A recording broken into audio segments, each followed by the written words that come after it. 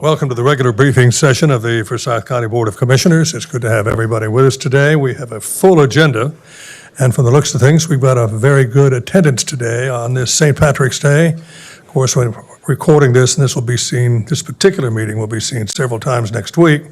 So when we refer to Happy St. Patrick's Day, and you see it on television on Channel 13, of course, you'll know you were here, and this is a live and living color broadcast at this time. I'd like to point out, too, that we're going to have, after a while, a public session where many of you are here to speak during the public session. During that time, we will have about 3 minutes per person, and we keep timing on that. And if you would like to speak during this particular session, there are cards in the lobby outside, and you need to fill one of those out. All you have to do is put your name on it, and then give it to the clerk over here. And her name is Roxanne, and all you've got to do is say, Roxanne, you've got this, and she will set it up so you can speak. Now, there are those who are watching by television right now, and they would like to have a session. And by the way, she has everything under control over there. She also controls the people who call in. And if you're watching this particular broadcast right now, here is the telephone number that you can dial. Wait just a second, and I'll repeat it when I finish here, but 336-412-1200, 422-1200. Thank you very much, Don. 336-422-1200. So if you're watching and you want to talk about any of the problems or needs or interests that involve Forsyth County, then all you've got to do is call that number, and we will have you with us by telephone. And I promised I would repeat the telephone number one more time. It's 336-422-1200. Easy to remember. Sometimes if you're like me, you forget immediately after something is said. But having said all of that, and having mentioned at the beginning of our meeting today that we have a full agenda, and it's a briefing session, incidentally, I would like to turn the meeting at this time over to our Vice Chairman, Don Martin. Thank you, Mr. Chairman, and good afternoon to everyone. And my compliments to those who remembered to wear green, which does not include me today. I see several people in the audience, so thank you for our recognition of St. Patrick's Day. We are going to begin our meeting with an invocation from Pastor Robert Hutchins, Robert. And he's going to, from the Faith and Family Baptist Church, and when he's finished, we're going to follow by the Pledge of Allegiance by Commissioner Linville. And I'd like to invite everyone to stand if you are able. Pastor Hutchins, please come up. Heavenly Father, it is my honor and privilege to be able to approach the throne of grace today. And Lord, it's been mentioned by our chairman already, they have a full agenda. And Lord, we see so much more the need of prayer. And you said in your word that the fear of the Lord is the beginning of wisdom and knowledge. And so, Lord, we do look to you today as our creator. And we do fear you, Lord, because we know that you could take life and breath from us just as well as you gave it to us.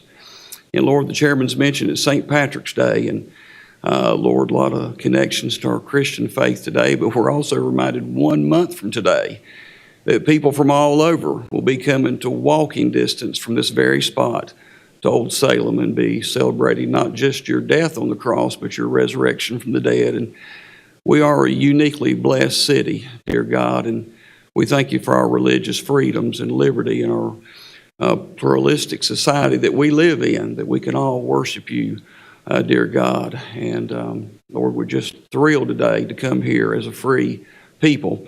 Lord, we're reminded, too, of the people in another democracy there in the Ukraine, Lord, where they're being bombed, and Lord, with no provocation. Lord, these people need you. We thank you for Samaritan's Purse, less than 2 hours from here in Boone, North Carolina, sending workers and relief there to the Ukraine and other people that are there in your name, helping people that are in need. And we pray for this war to stop. We understand that our president is going to speak with the leader of China tomorrow, I believe it is, and I pray that things will happen in that call, that meeting, Lord, that where negotiation can be made to stop this war, dear God, and stop the death of these innocent people. Dear God, I pray you'd give wisdom to our Congress as they handle that as well. And and help those people. Now, Lord, there's a lot to pray about here. Lord, our law enforcement in this county, our sheriff and our chief of police, Lord, and everyone in law enforcement, and to bless them, protect them, remind them of their training. May they always use restraint, use wisdom as they are called out to emergencies, dear God, and let the people of this county respect law enforcement. And then, God, we think about our firefighters, dear God. We have some of the best anywhere. But, Lord, we want to stop and be reminded that the Winston Weaver fire could have been a huge catastrophe. This could have been being reported all over the globe of hundreds dying from it. Lord, we know the situation in Texas where many died. They had nowhere near the amount of chemicals that were on this site. And Lord, I know myself and many people were praying fervently and asking you to spare us from a huge explosion that could have caused mass destruction, loss of life. We want to acknowledge you today. We want to thank you, dear Lord, that you kept that from happening. And dear God, just all the needs in this county, all the school systems, all the different schools, the buses that'll be on the road. Lord, to think about our hospitals, all the paramedics, all the emergency workers, dear God. And then it comes down to this meeting. I pray that all these commissioners today would humble themselves before you and realize that they're not only servants of the people, but they're servants of you. And they will look to you today for wisdom. And dear God, that you would guide them and that your will would be done today. And we certainly thank you that we can ask this prayer in the precious name of your Son, Jesus Christ. Amen. Amen. Pledge allegiance to the flag of the United States of America, and to the republic for which it stands, one nation, under God, indivisible, with liberty and justice for all. Thank you, Pastor Hutchinson, for coming. I'll just briefly remember and remind everyone of those that wish to speak. We do have green cards that our clerk at the end of the table, Rosalind, can take those for you if you're interested in calling. Again, the number is 336-422-1200. We're going to have a presentation. This we've agreed to every other week. Presentation from Joshua Swift, our public health director, on our. We've had a COVID update for over 2 years now. So, Joshua, are you coming to us online or are you here? Must be online. Hear me clearly? We can hear you now. Yes, great. I'm pulling up the presentation. Please excuse the background noise. I'm at a Kate B. Reynolds council meeting and just doing this from the outside of the meeting. So real quick, just 5 slides, just a quick update. As of the 17th, our cases have decreased by 53% over the last 14 days, although our deaths have increased a little bit, 25% over the last 14 days. Our hospitalizations, you can see for both hospital systems, both hospitals have 18 individuals each in their triad hospitals and systems. Next, you can see this is just a weekly data that we're using, we're putting on our social media outlets. You can see that the week of the 6th for the 12th, we had 153 cases that week, and a percent positivity, 3.3%. And you can see the deaths had trended down from the previous week. As I mentioned in the previous slide, we are seeing a slight uptick in the deaths, but also just remembering that where we were this was several weeks ago, just a month ago, we were having almost 1,000 cases per week.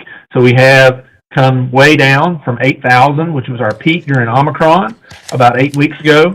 But we still just around a month ago, we're having you can see 1,000 cases per week.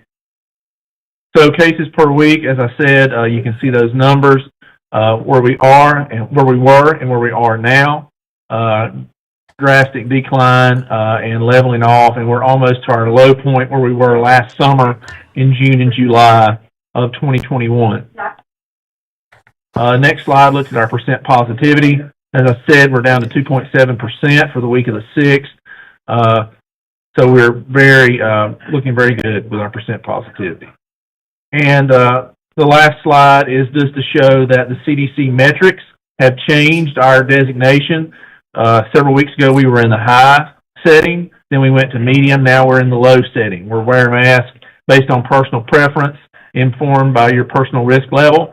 Something I said last time I was presenting to you all. This is now a matter of personal responsibility for persons to do the right thing. That includes wearing a mask, whether to wear it or not to, or deciding to wear it in some situations versus others.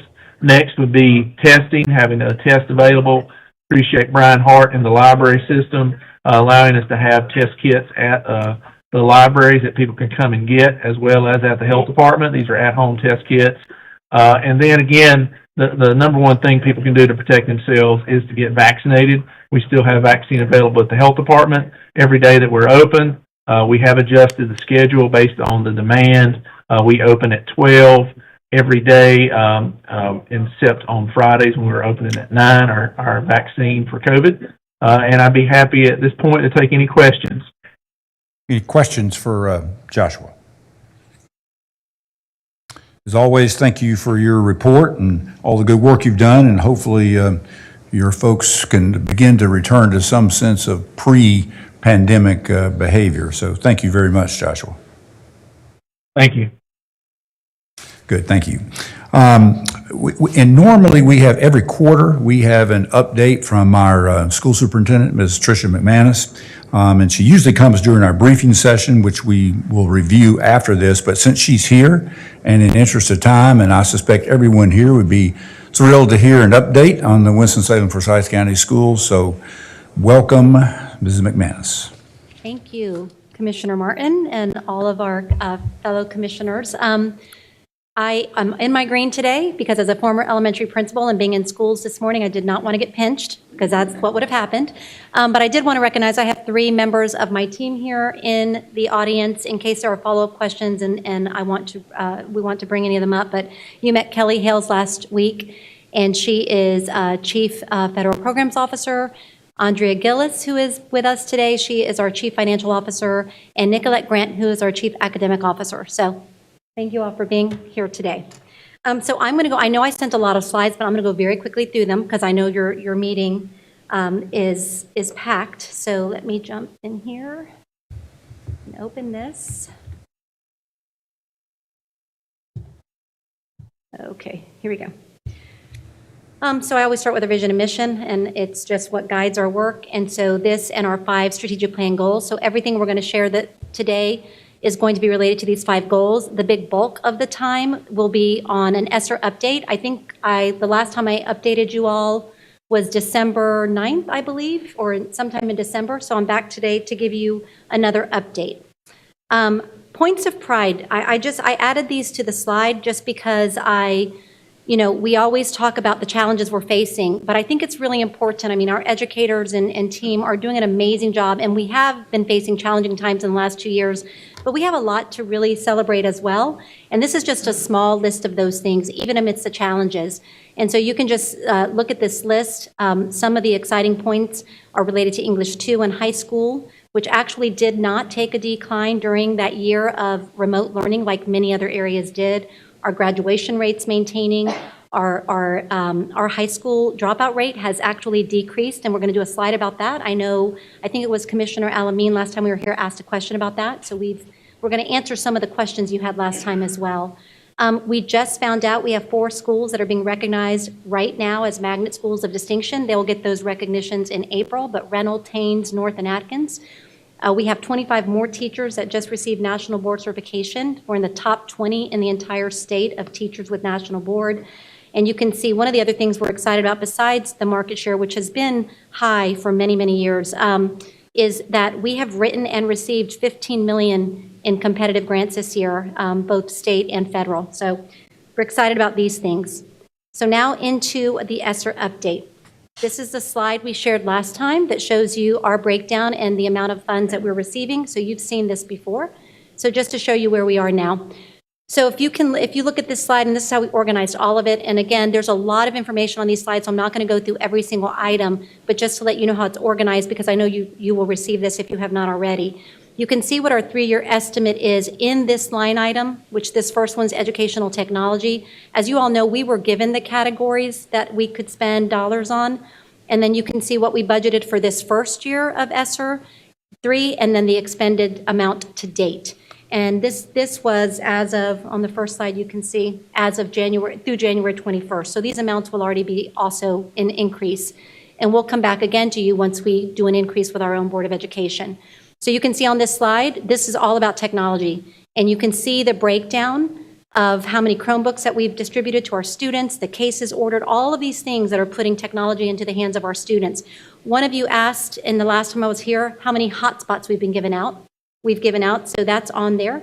We have 3,000 on hand, 550 have actually been distributed this year. It's based on who needs and wants them.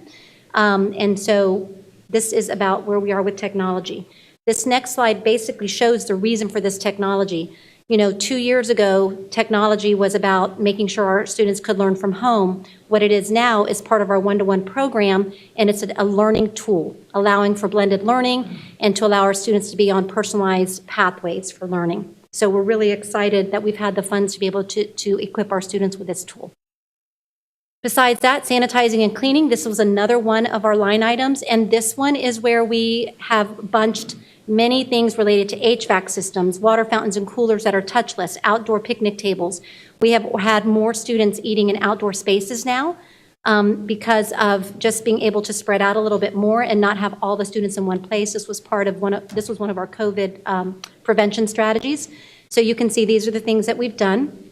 The HVAC systems, we're going to be able to change out many of our systems that are not where they need to be. And so, again, this is a large bucket, a large ticket item over 3 years. We've spent about $1.2 million, but a lot of this will be spent once the work is actually done.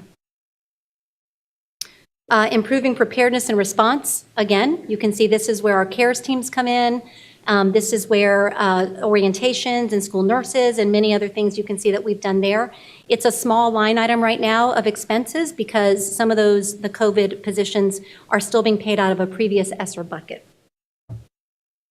You can see getting ready for long-term closures. You can see we've done a lot in this line item because of our helplines that we've had for parents and the support staff, devices for support staff, and also the cloud-based security programs. I thought this was an interesting statistic of how many potential threats that we've blocked just in the month of December thanks to this software. All right, here's mental health. This is a very important item, and we have you can see 3-year estimate will be $12 million. The other thing about our budgets that you all should know, and I'm sure it's the same with your budgets, but it's as we've done projections for 3 years. It would not be a smart thing to do to just think that that's what we're going to do for the 3 years, and so we're going to have to make course corrections as we go. And so one thing about this item here is it may end up being, if there's one item where we don't need to spend as much money, we would do a proposal to DPI to make a change. And so one of the things we are going to be doing is adding more social workers to our schools. We did add some. If you look at this, the dollars, you can see we filled 6 additional social work positions this year. Next school year, as we move forward, we are going to have a full-time social work in every high school, middle school, and most of the elementary schools. That is going to be a line item that will be paid the next 2 years out of Esser, but again, you're not going to see that captured here. And so this 3-year estimated budget may be more because another estimated area may not have to be as much. But again, all of that gets negotiated back and forth through DPI. And you can see here, improving climate and culture is huge for us. And so all of those mental health supports and other supports, this is part of what we're doing with the dollars. And you can just see those line items here. Very excited about some of the mentoring programs that we've been able to provide. We are also in the near future, as you heard last week, when Kelly was here, we are going to be doing an RFP for additional mentoring programs, after school programs. And so many folks have applied to you all for some of those dollars. We're going to be doing our own RFP for community groups to actually provide additional layers of support. And then this is to summer learning and after school programs. You can see now the first bucket, or last year's summer programming. We are about to again offer a robust summer program this school year, this summer, in the month of July. And so we are in the process now of hiring our teachers and getting word out to our students. And so that will continue into this summer. That's why it's $40 million, because it's funding summer for 3 years. And then also you can see some of the other things we're doing with extended learning plans from each school, which provide either daytime or Saturday tutorials. And so that's that line item. And then you can see our unique learning loss, our learning loss and unique needs of special populations. This is where we're focusing on our 90 by 25 goal of third grade reading. You can see in that first bucket, we have focused a great deal on making sure we have literacy coaches in some of our schools that have the largest gaps, the largest areas to make up to get students proficient. And so literacy coaches is part of that line item. Also, field trips. We've given money to all schools to do additional field trips to get back to that experiential learning and hands-on learning. We've provided a lot of recognition and retention bonuses to teachers, because the only way we're going to meet our goals is to have great teachers with our students. And so retaining our teachers and recognizing their efforts has been a big part of funding this school year. We also have MTSS interventionists in all of our schools that are paid out of Esser. These folks work on we have core instruction that's critical, and for those students that need additional supports as part of Tier 2 and Tier 3 interventions, our MTSS interventionists work with those students and work with their school to help make sure students get the additional supports that they need. And then you can see our additional digital resources. So this is a big line item, and we're very excited about progress we've made there. Again, here's a little bit more about learning loss and the unique needs of our special populations. You can see a lot of training that we've been doing with our science of reading. That has been amazing training. 42 professional development sessions have been held already with 2,179 participants. And then substitutes, having that contract has been part of this year's efforts. Graduation coaches, and so those are a few more of the strategies. You've seen this before, but I just wanted, because this encompasses that line item around making up for learning loss, this is a little bit about our 90 by 25 initiative, where we have complete alignment between our curriculum instruction, assessment, and professional development. And that chart kind of sums up what we're doing instructionally to meet our 90 by 25 goal. And then you've seen Reading Warriors, and then here's the data. You've seen it up until probably before it takes that dip, but just so you are aware of where we're trying to rise from at this point, the last dip is when our students took their assessments last school year. So it's that year that we were in school part of the time, out of school part of the time. So the numbers took a dip last year, but we are in the process of bringing those back up.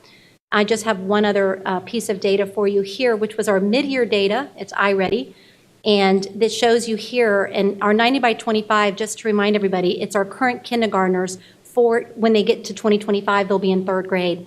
And so right now, as you look at this, the green are students that are actually reading on grade level or above now. The yellow would be a year below, and the red would be potentially 2 years below. So this kind of paints a picture for you of what we are doing with all of our initiatives, both with core instruction and all of the interventions. But there's a lot of hope there when you think about our kindergartners, with 60% of them now on level, keeping them and then getting even more of them on level. We can reach that 90 by 25 goal in 2025, that 90% goal. Also, Esser reporting, that was very fast, but that's all we're working on. I think it's a lot for 1 year, but if you look at this, our reporting and monitoring, on January 19th, DPI did come in to do a review of our current expenditures and our plan, and whether or not we are doing that our plans are actually aligned with the expenses that we've made. We had 96% of our elements were met and received a lot of positive feedback about what we're actually focused on and how we're spending our funds. We are establishing an Esser advisory committee of community members. Our board members, our Board of Education, each of them are submitting the name of a community member who will be providing oversight. It'll be probably a group that meets quarterly just to look at what we're spending and provide feedback from a community perspective. So that's being formed now. And then from the last update, you all had some questions. The first one was about dropout rates. And so this is where we are now. We just received this data. So we've taken this right off the state website. But we have decreased the number of dropouts of students that have dropped out of high school. And so, again, No student dropping out is where we're trying to get to, but at least we're moving in the right direction with having that number decrease. Also, you had asked about our settle-up funding, and I'm going to bring Andrea too if she wants to come up in case you have any very specific questions. But as you know, we received 9.8 in one-time true-up funding in December 2021, and this chart shows the breakdown of how that money was used. So I'll give you just a second if you want to review that. And if you have any questions after, I'll have Andrea answer them for you.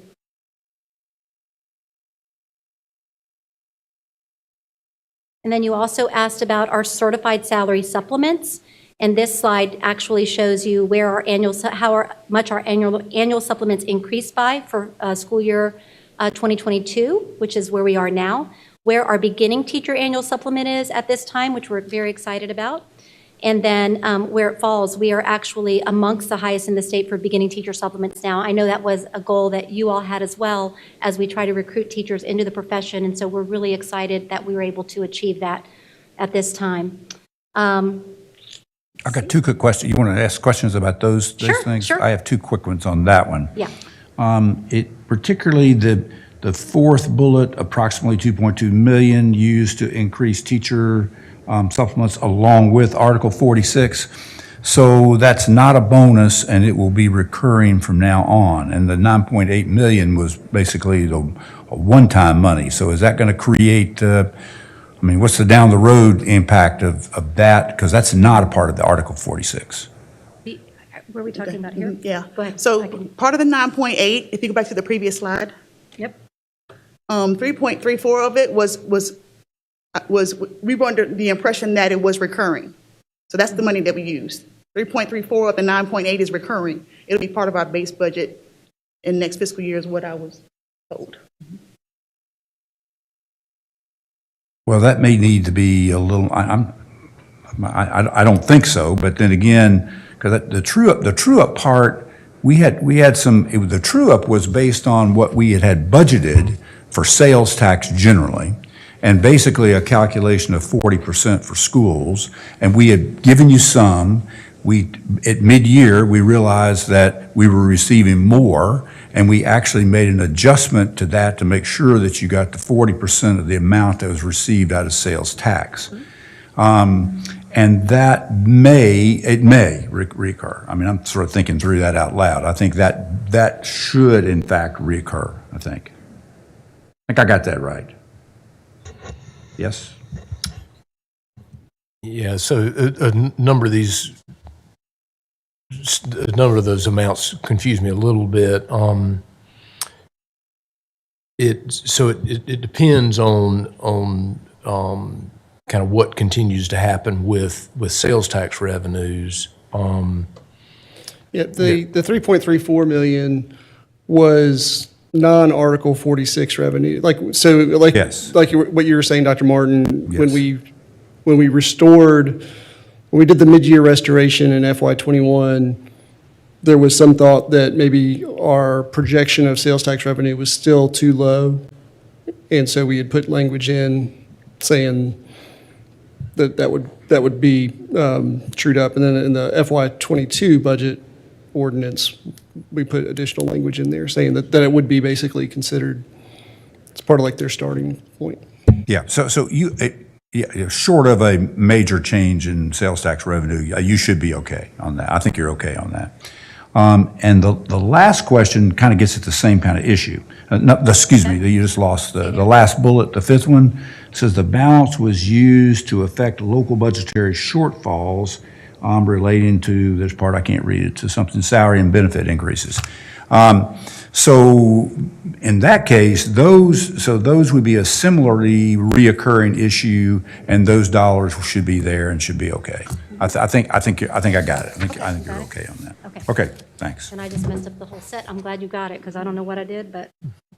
Tricia, I do have a question. So this was relative to the $6 million allocated to the teachers for the $700. So it was $700 because I think that I've heard several conflicting messages from some of your board members relative to the amounts of that. So it is $700. Yes, it was 700. There were two, it was paid out, one in December, one in May. Yes, Yeah. Okay. 700 both times. For teachers. For teachers. For teachers, yes. And then I wanted to address the Article 46 sales tax revenue.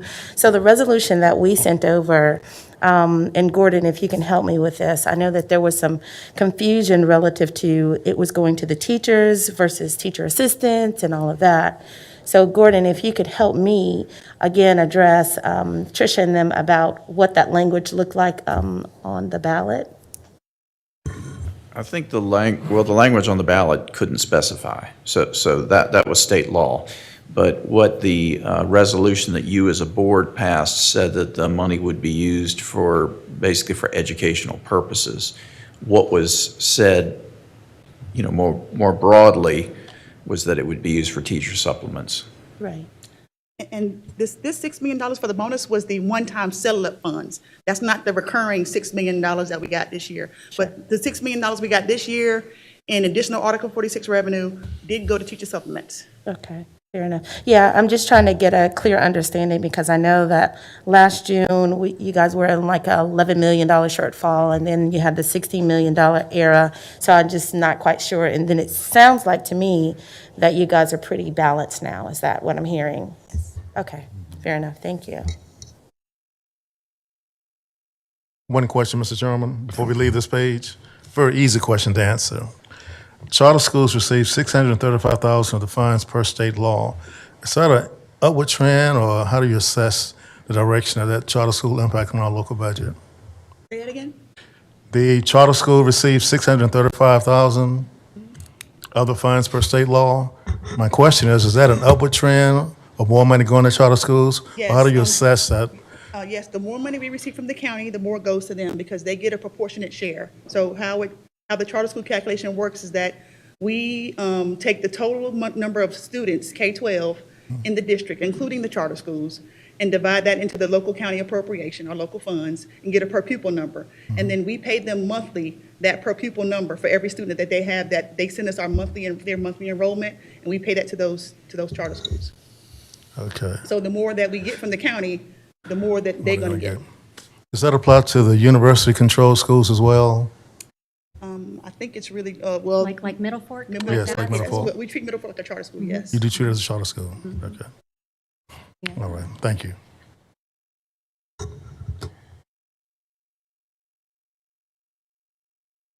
Any other questions? Do you have more of these answering previous questions? If not, I do have a couple questions on your first group Okay. of slides. And I've kind of put them into three sort of categories, and they'll be kind of short.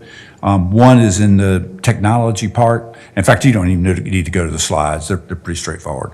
In the technology part, my question is the issue of connectivity. Well, first, let me ask, there's two parts. First part, are students allowed to take home their devices? Yes. Yeah, so if they take them home, and I know back during the pandemic, a number of hotspots were created and, kind of licenses for that and fees. I'm assuming that there's pretty good assurance that if a student takes home their device, they're going to be able to get on it at home. Yes. That they have absolutely. connectivity. And, yes, and that's why we've kept hotspots available for families that might need that for connectivity, if they're having internet, if they need more support with connectivity. But again, all of our students in K-5 now have the individual personalized Chromebook and can take it back and forth, and the hotspots are available. So yes. Can you actually tell whether those are actually Are being accessed at night, that they're Yes. actually being used? You can Our text. IT, Kevin Sherrill, he can run reports on that to see how And so much they're being schools get used. like reports of that? So You know what, we do as a district team. I'm not sure that the school themselves are getting reports on it, but we analyze that as a team, because especially last year when we handed out so many. Now there's less, it's only 550 right now. Last year, we gave out, during the year that we were on remote learning, we gave out probably over 1,000, and we were able to look at connectivity. We haven't given them to schools, I don't think, and I could be wrong about that. I can ask Mr. Sherrill. I mean, because it's pretty powerful information. It's kind of like, Yeah. back in the old days, you got to sign something to read. Well, maybe it got read or not. And this way, if you sign something that's on your Yeah. device, then you kind of know at least the device got turned on. Absolutely. We can look at which those would- 550 that are out there right now. We could absolutely look at that. Yes. All right, that's one category. The second category is just staffing generally. And I'd be real interested because when you get into your big $72 million chunk, the actual, I couldn't even begin to read all that was on the screen, but, and I'll look forward to getting Yeah. a copy of that. But, Okay. the bigger picture question is, I'm kind of curious about this total staff employed, and particularly as they divide between school level staff support and central office level staff in terms of dollars. You can bring that back next time. Yep. I'd be curious about that, just like your mental health professionals, same issue. Yes. People that are impacting directly work at schools versus kind of more the central part. I will bring that back to you. All of the positions that are like, for example, in the mental health category, let's see if I can get to that, or I already passed it. Let's see, hold on one second. All of those folks are actually in school. So the 6 out of 6 social workers filled, they're assigned to schools directly. The extra 4 out of the 5 counselors that were filled, those are directly assigned to schools. The 3 of the 5 SEL coaches, those folks are in schools coaching regularly. So they might be assigned to central office, but they're actually in schools every day. And so there's a difference. I can bring you that of some are assigned directly to the school. So another social worker, maybe assigned at Mount Tabor, that person goes there every single day. That's their home site. The 3 SEL coaches, they assigned a district, but they spend every day in schools training, coaching, working with teachers and staff. So, but I can get you more details about all the different roles. Our goal with this was the resources we hire, not to add to central office, but to make sure they're touching schools. So not to add, not that, central office touches schools, but so what I'm saying is these roles would be in schools every single day. Okay. That was one of our goals. And the last question, broad question about your summer programs. Yes. And it really, obviously when things aren't mandated, sometimes the very people who need to go do not go. And my kind of question is, what is your overall kind of incentive or encouragement or recruitment methodology, strategies to see the kids come this summer? I mean, that's, because it is a real great catching up opportunity. I mean, that's a real opportunity. It really is. I'm going to bring up Nicolette just because her team is really designing the summer programming. But first and foremost of our biggest recruitment effort is what we're doing in the summer programming. And starting last school year, it extended way beyond just your reading skills. That's a big part of it, but we also have arts and extracurriculars as part of that. Did you want to respond more? Yes, thank you so much. And you're right, the extending the school year through summer enrichment camps is wonderful. It's a wonderful opportunity for our students to extend their learning, wonderful opportunity for our parents. And so as Ms. McManus shared, last year we added science to our summer programs, which was really great to have that hands-on experience for students. This year we're also going to be adding robotics and coding to our programs. We also had a specific program for our gifted students. We know that they were greatly impacted by the closure, so we have an enrichment program for our gifted students. And then also this year, using federal funds, there is a new career and technical exploration and career pathway programs where students will get opportunities to work with our local businesses and do week-long internships in our businesses and get experience on exploring careers within the local market. And so we'll be working with business partners on that camp. So we're excited about these opportunities. Our PE team is working on bicycle clubs and activities for the kids, maker spaces in our media centers. So part of the recruitment is going to be getting the word out, which we're going to be starting at our board meeting next week. And then part of it is just what we're going to offer our students to continue their academic learning, but also their social, emotional, and physical well-being learning.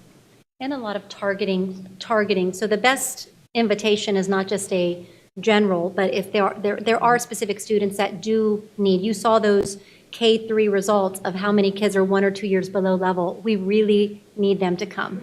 And so we have to hook them, but we also have to do the personal invitations from teachers, calling parents directly and trying to really encourage them to come. But I think when they see what they're going to be able to do, they're going to be excited about coming. It will seem like, a lot of hands-on enrichment, which is what our students need, so. Just one little, you mentioned the robotics part. I do know that Collidium they've gotten a fairly large gift to really pursue a lot of robotics programming, and I think they've done a lot this year. It might be great to talk to them to see what they've got. Yeah. And what at the level that they're at. I just have a big picture view of it. We can take but, our kids there in the to summer, see if they too. could do something that could be a resource, to you, which would be probably mutually beneficial. Absolutely. Because they've got a whole thank lot you. of summer camps going on too that Yeah. are tied into it. And we Okay. could take our kids over there. So thank you for that. We will definitely pursue Other that. questions for, One question, please, Mr. Chair. Go ahead. Yeah, you one, can- okay. Related to the summer programs, I think you and I both were reading one time at Forest Park during a Freedom School session. I got a call from one teacher saying that she heard they had to pay to be in that school, to have a Freedom School there, which didn't really digest well, because I went to some churches also to do some reading, and there was no charge associated. Is the school system charging the Freedom School administrators to be in those schools during the As far as summer? the students, no.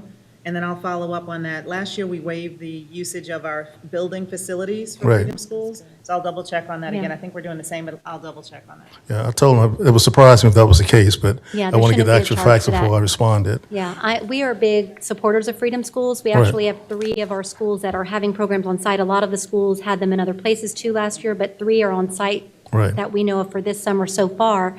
But we are big proponents. Kelly Hales, who does that. And we're federal not charging. program, Not charging. Oh, good. We have the answer right there. All right. Not Thank you charging. very much. Thank you. Tricia, my Yes. last question is to the school board members. I applaud them for being forward-thinking relative to the ad hoc ARPA committee. So I think that that's going to be absolutely wonderful. It's important to listen, especially from your constituency.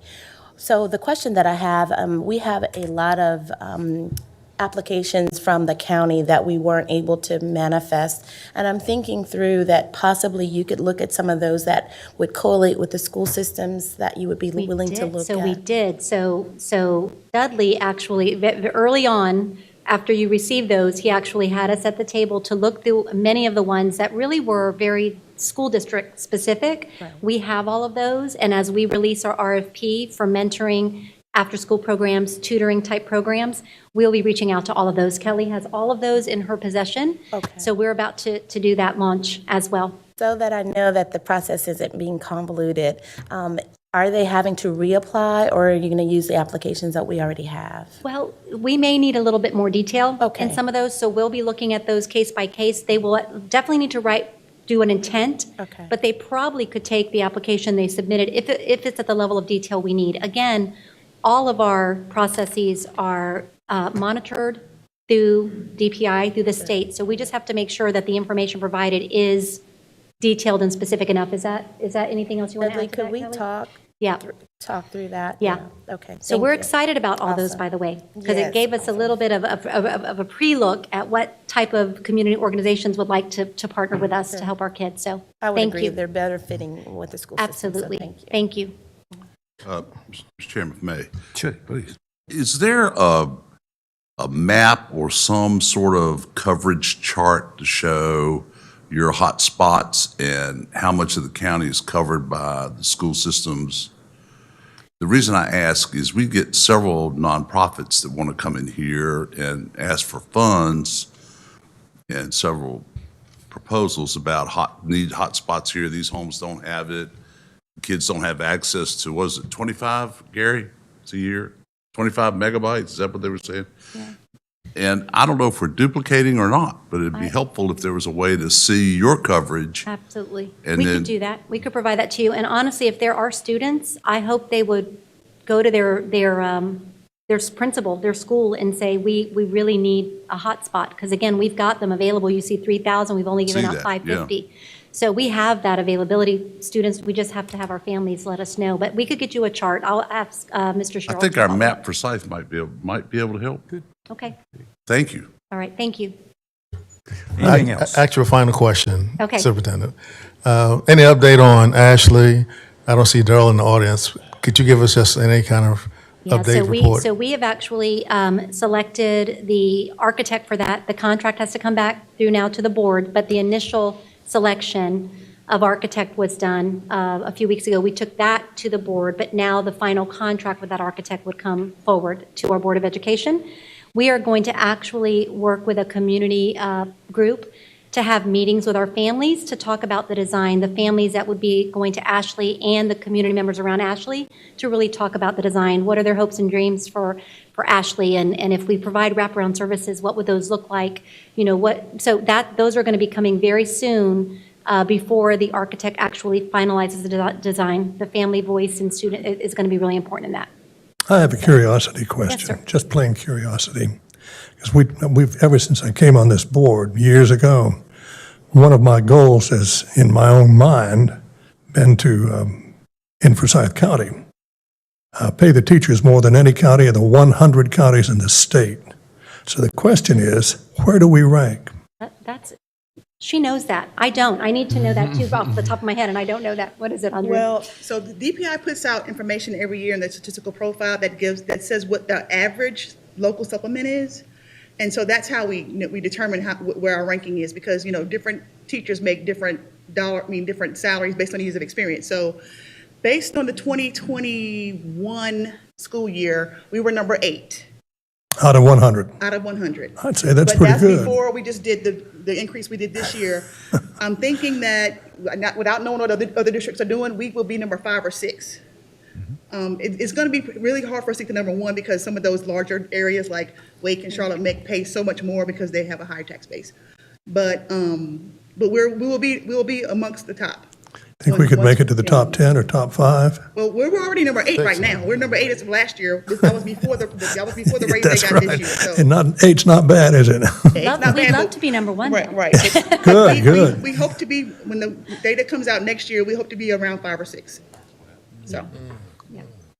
Perfect. Well, good. Thank And you. anything else?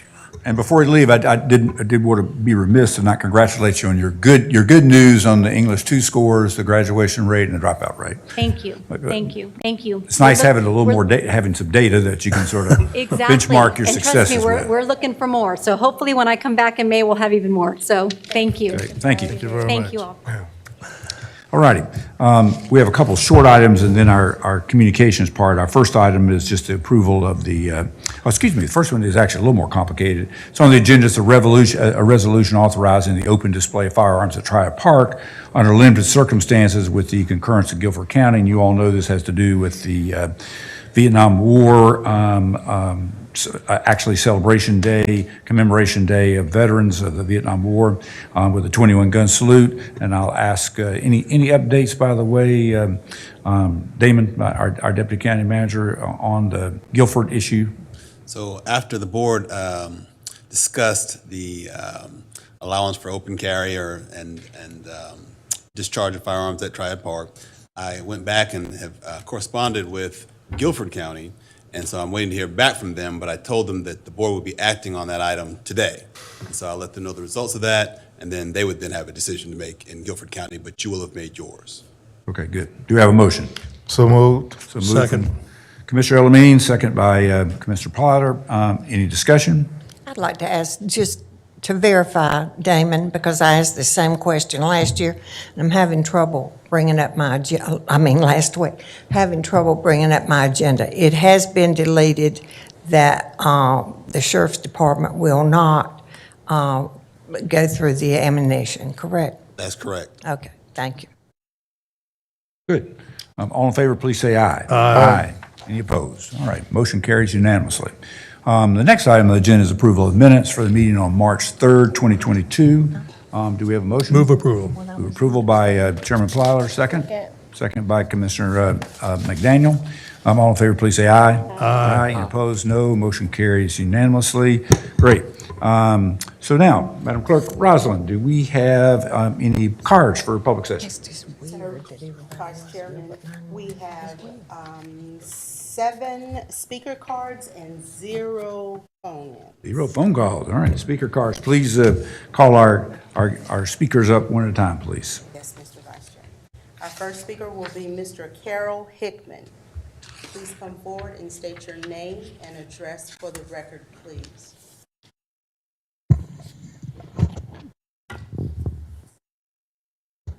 Good afternoon. Afternoon. My name is Carol Hickman. My wife and I live on 9561 Ellis Road out in Clemens. If you're not familiar with that, it's basically an extension off of Center Grove Church Road. So first of all, if I could, without my time, just take a moment to compliment people who have been so helpful in this process, starting with Mr. Kaplan. Really appreciate all your input and help and listening to my rambling as we go. And Chris Murphy in the Planning Department, David Reed in the Planning Department, And I would say to the county manager, someone's done an excellent job here overall in training their people to be polite and professional and courteous, and that's much appreciated, okay? Now, if I've kissed up to everybody enough. Now your 3 minutes starts. You only have 3 minutes, so. Now your 3 minutes starts. Yeah. My wife and I moved back to Clemens 2 years ago to find land to build what would probably be our final home. We always admired the Center Grove Church Road due to its rural nature with farms and homes on large lots.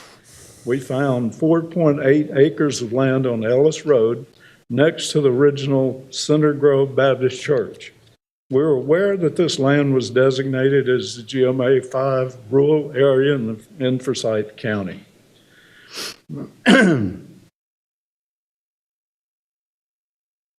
We're also aware that that was a part of the Forsyth County's legacy plan, the GMA 5 rural area. I lost my train of thought there.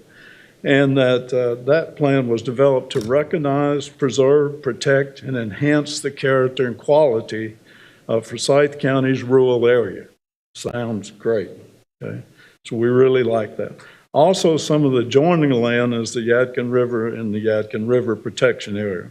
We were also aware that between the land we were considering and our neighbor was a 60-foot piece of deeded land that provided access to approximately 37 acres behind our neighbor's house. He had researched that land, and he and others felt it'd be very difficult and expensive to develop it since it had a Duke Power easement, floodplain, topography issues, on and on. The guess was that 3 to 5 homes could be developed there. Not only that, it was zoned as agriculture, which required a minimum of 1 acre and at least a minimum of 40,000 square feet to perk for septic systems. Plus, if someone wanted to develop it, that would require rezoning the property with a public hearing. Based on all of that, we felt safe in buying the land and put it into our deed that we would only build 1 home on our lot. So, what could possibly go wrong? Well, to us, just about everything. Without any of our friends, family, neighbors' knowledge, all the rules had changed.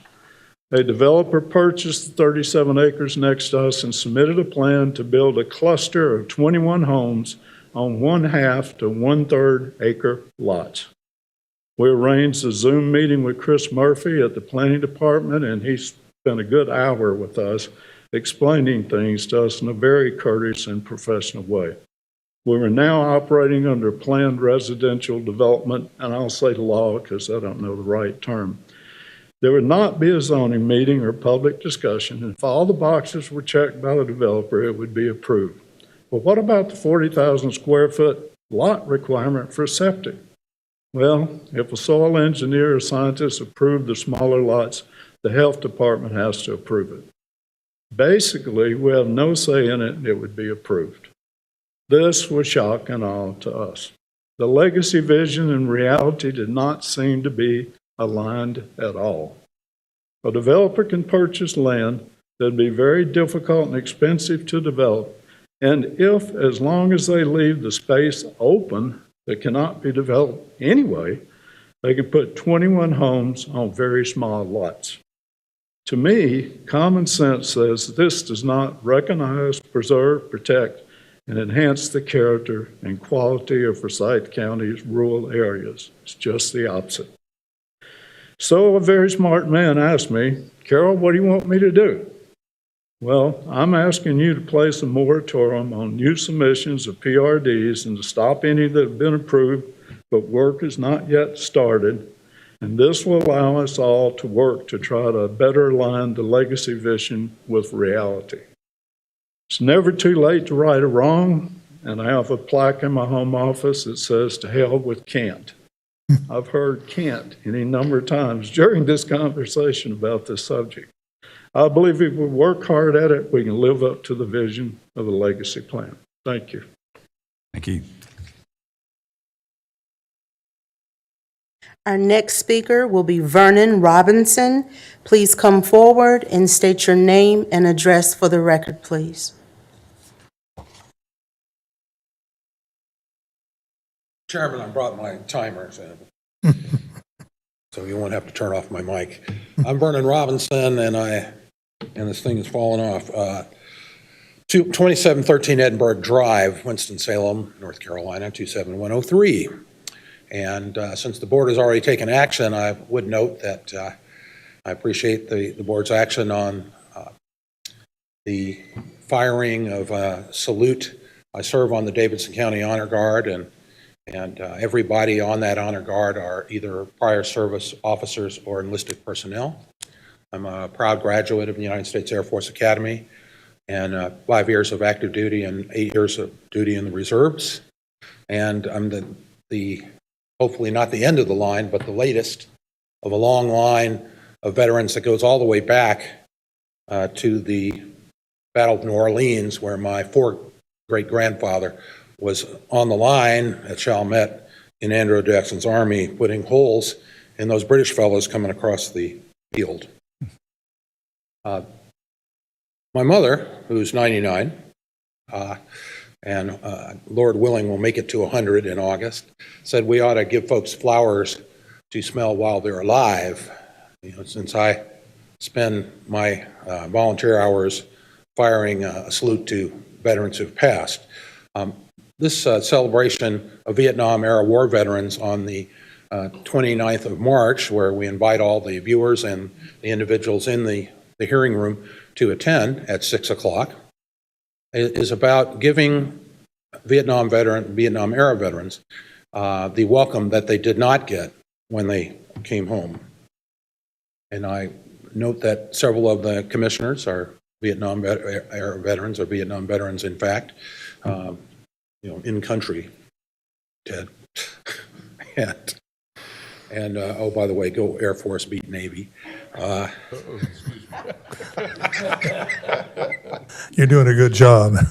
So, in any event, I encourage everybody to come out, and if there are any veterans or their spouses or folks who support veterans who want to come out to the Veterans Coffee, I'm on the board of directors of Veterans Cup, what you'll hear from the executive director shortly. We have a coffee at Richard Childress Racing on the first Wednesday of the month, where about 200 veterans and their spouses show up. And you can get free coffee and donuts, except for D-Day, the special one on the first Wednesday of June, where you can get breakfast and hear 2 great presentations. And finally, every Wednesday, other than the first Wednesday, we're at the American Legion Post 55 for coffee and donuts. And Mr. Chairman, my time expires in 7 minutes. Thank you very much. Thank you. You did a good job. Thanks for coming. 7 seconds. Our next speaker will be Sandy Whitaker. Please come forward and state your name and address for the record.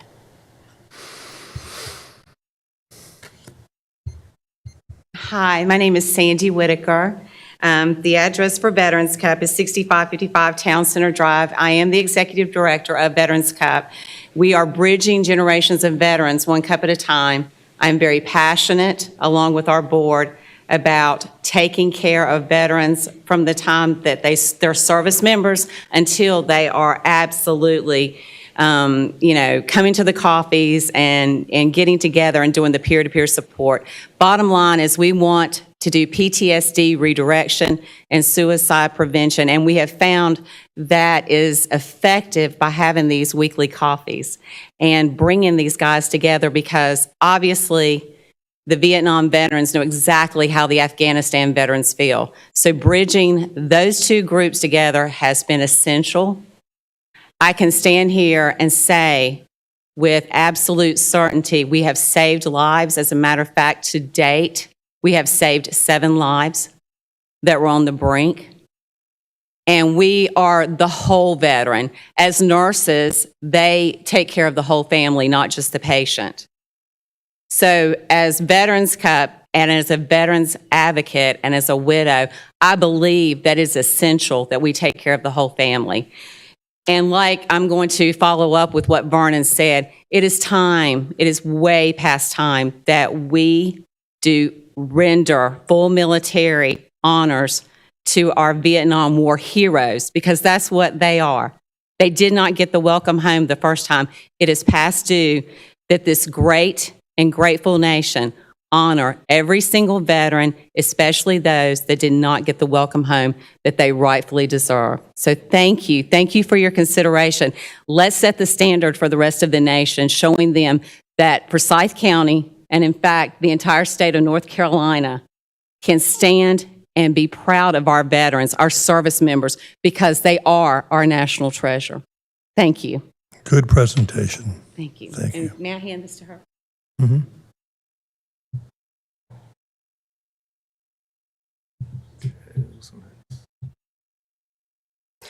Our next speaker will be Cliff Harris. Please come forward and state your name and address for the record, please.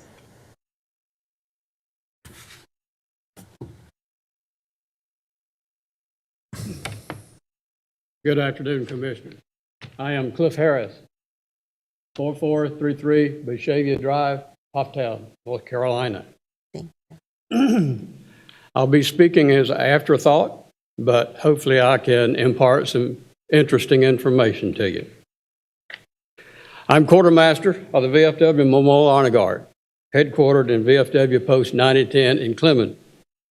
I am a veteran of deployment to the Republic of South Vietnam in 1968. I've been a resident of Forsyth County for 51 years and a member of the Honor Guard for about 15 years. In that time, I have participated in approximately 2,000 veterans memorial services and hundreds of color guard missions at schools, churches, retirement centers, and civic events. A major component of rendering military honors to a deceased veteran is the firing of 3 volley rifle salute, more commonly referred to as the 21 gun salute. To accomplish this, our Honor Guard has traveled north to Mount Airy, south to Lexington, east to Raleigh, and west to Western Carolina State Veterans Cemetery in Black Mountain. Also, we cover the region of 8 counties here in the Triad. We utilize the M1 Grand Rifle on loan from the United States military and administered by a government agency out of Warren, Michigan. I'm very well trained in this rifle from 2 years of senior ROTC at East Tennessee State University. Thus, I personally maintain our rifles for their use and honor guard. I understand that there was an element of concern for safety by some commissioners. Let me assure you that no chance exists for the misuse of these rifles. Our blank ammunition is supplied from a military arsenal in Rock Island, Illinois. None is purchased on the commercial market. The rifles are modified with a BFA, that's a blank firing adapter, which prohibits any ammunition other than a blank to be fired. The Carolina Field of Honor in Triad Park is an awesome and solemn place to me and fellow veterans.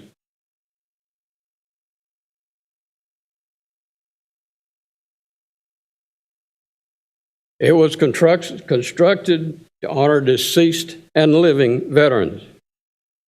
It is a distance from the main part of Triad Park, and the rapid and quick noise from a 3 volley rifle salute will have minimum effect on other visitors to Triad Park.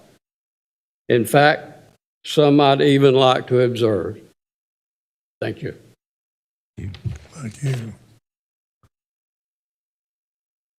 Our next speaker will be Stephanie Hurt. Please come forward and state your name and address for the record.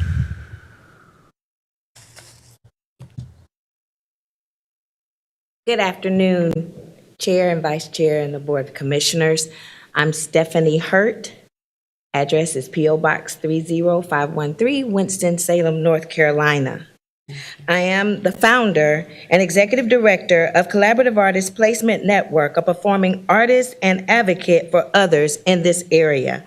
Many know me as a persistent, pleasant pest for a cause as vital as the arts and inclusivity of all people in the advancing of the arts in our areas. And right now, more than ever, is the time for us all to pull together. My company's collaborative heart has made me the proud regional executive director of the North Carolina Plus America pageant. The North Carolina Plus America pageant is a plus-size community service and an empowerment platform. All plus-size women deserve to feel beautiful and promote a cause to uplift their community. We are a sisterhood of women who promote faith and project goodwill into the great state of North Carolina. North Carolina Plus America is a preliminary to the national Miss Plus America pageant system. On March 11th, this 20-year-old pageant system was birthed in our region with the inaugural opening of the 2022 North Carolina Plus America pageant. With the help of many vendors, purchasers, and well-wishers, sponsors such as Cynthia Collins and Empowering You Ministries and Ashley Parks, owner of Events by Ashley Marie, we presented 9 local queens from different areas within North Carolina and have now crowned 3 divisions of professional plus-size women as our 2022 Miss, Mrs., and Ms. Plus America, North Carolina. These queens will go on to represent our state at the national level in July to spread the greatness of North Carolina in Houston, Texas, and hopefully bring home the national crown to the state, because we've never had it before. It's a collaborative artist placement network hope to continue developing projects and programs through this collaborative hub with the North Carolina Plus that support plus-size women in our state as they share their platforms. She is standing behind me. She has a separate 3 minutes, but today I would like to introduce to you your Miss Forsyth County Plus America.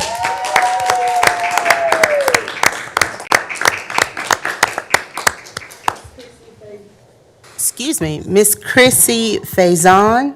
Faison, my apologies. Could you please state your name again and your address for the record, please? Mr. Chairman, Mr. Vice Chairman, I am Chrissy Faison, your Miss Forsyth County Plus America. I reside at 1880 Legacy Park, Winston-Salem, North Carolina, 27103. My mission is to fight food insecurity. 38 million Americans are suffering from food insecurities. 12 million of them are children.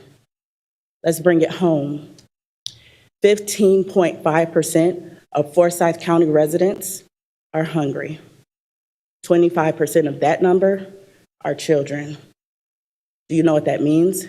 It's not just the homeless who are hungry. It's our friends, it's our family, it's our neighbors.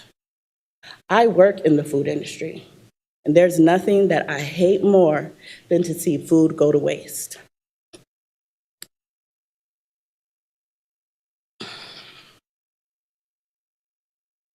There are 108 billion pounds of food that are wasted each year in America.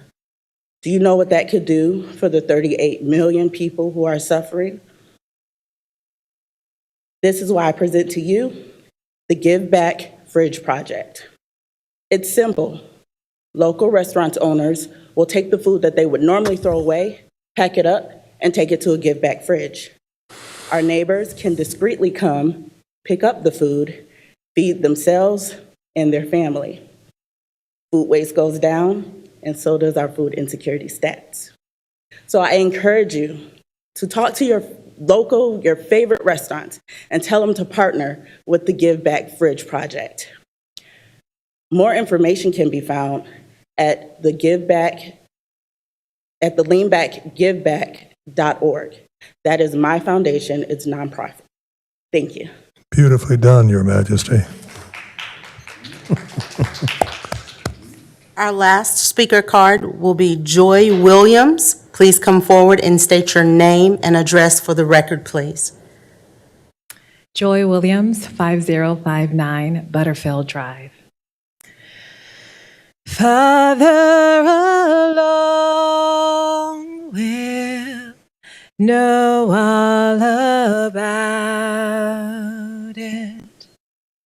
Father alone will understand why. Cheer up, my brother, live in the sunshine. We'll understand it all by and by. Thank you all so much for listening to all of the different public speakers during the round one of the ARPA funding.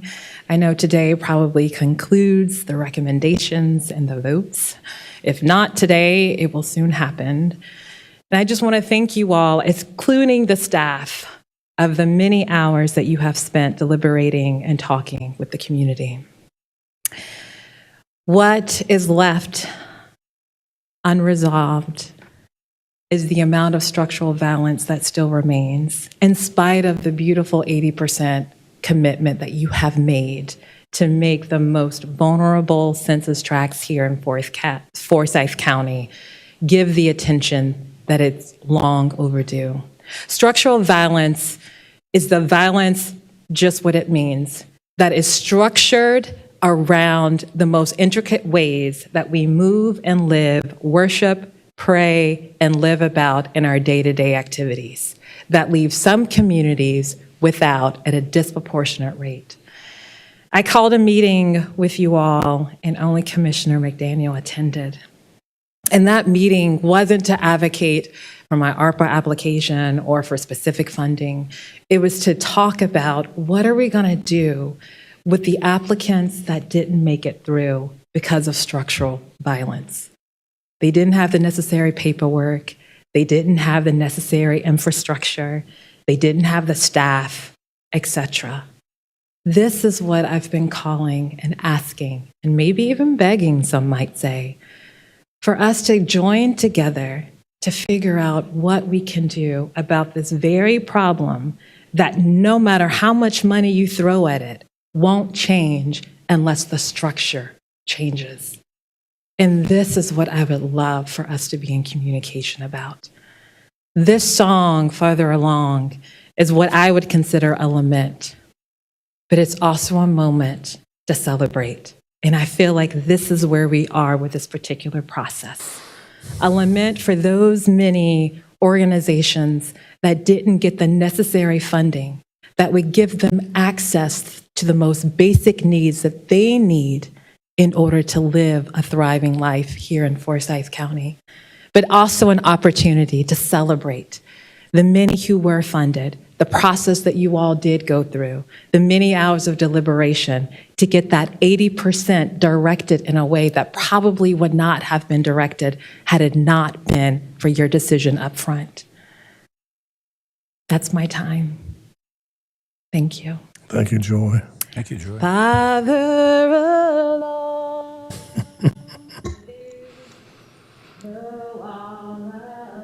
Mr. Vice Chairman, sir, I was informed that there was some difficulty with our public session call-ins, and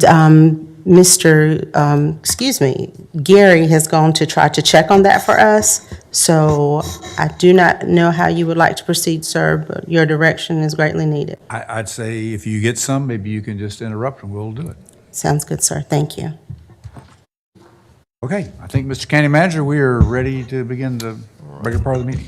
All right, thank you, and good afternoon, board members and staff and guests. And Rosalind, perhaps what we can do, if we do get word before we close out the meeting, we'll go back to it, if that'll let them know that as well. Yes. Very good, thank you. Yeah. All right, we have a couple of business items for consideration this afternoon. We have reviewed these at least twice in briefing sessions and hopefully have answered any questions that you have, so I'll dive into it. Agenda item 4 is an amendment to the fiscal year 2021-2022 budget ordinance.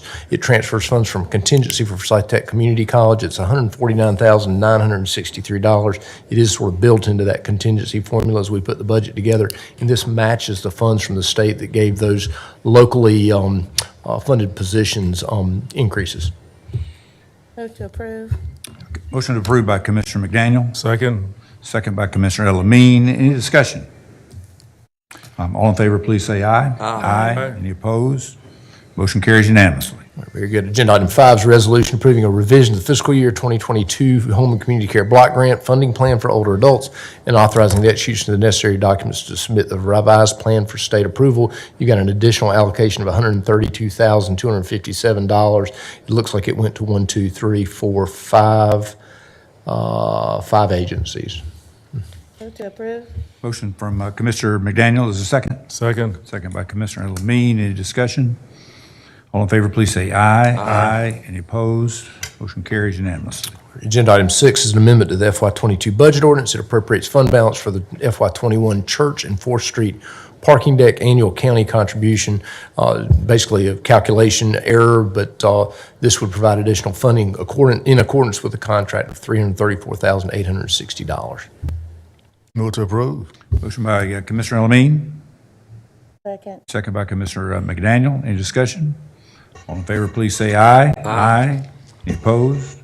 Motion carries unanimously. Very good. And I will say that that error was on the city side. It was not on our side. And we are approaching the end of that contract, and we've got a couple of issues we'll bring back to you on that, but it's all good.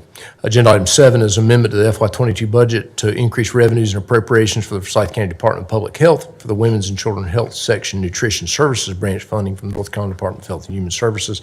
It's an additional $72,048 for nutrition services. Move approval. Second. Motion approved by Commissioner Wisenhunt, second by Commissioner Elamine. Any discussion?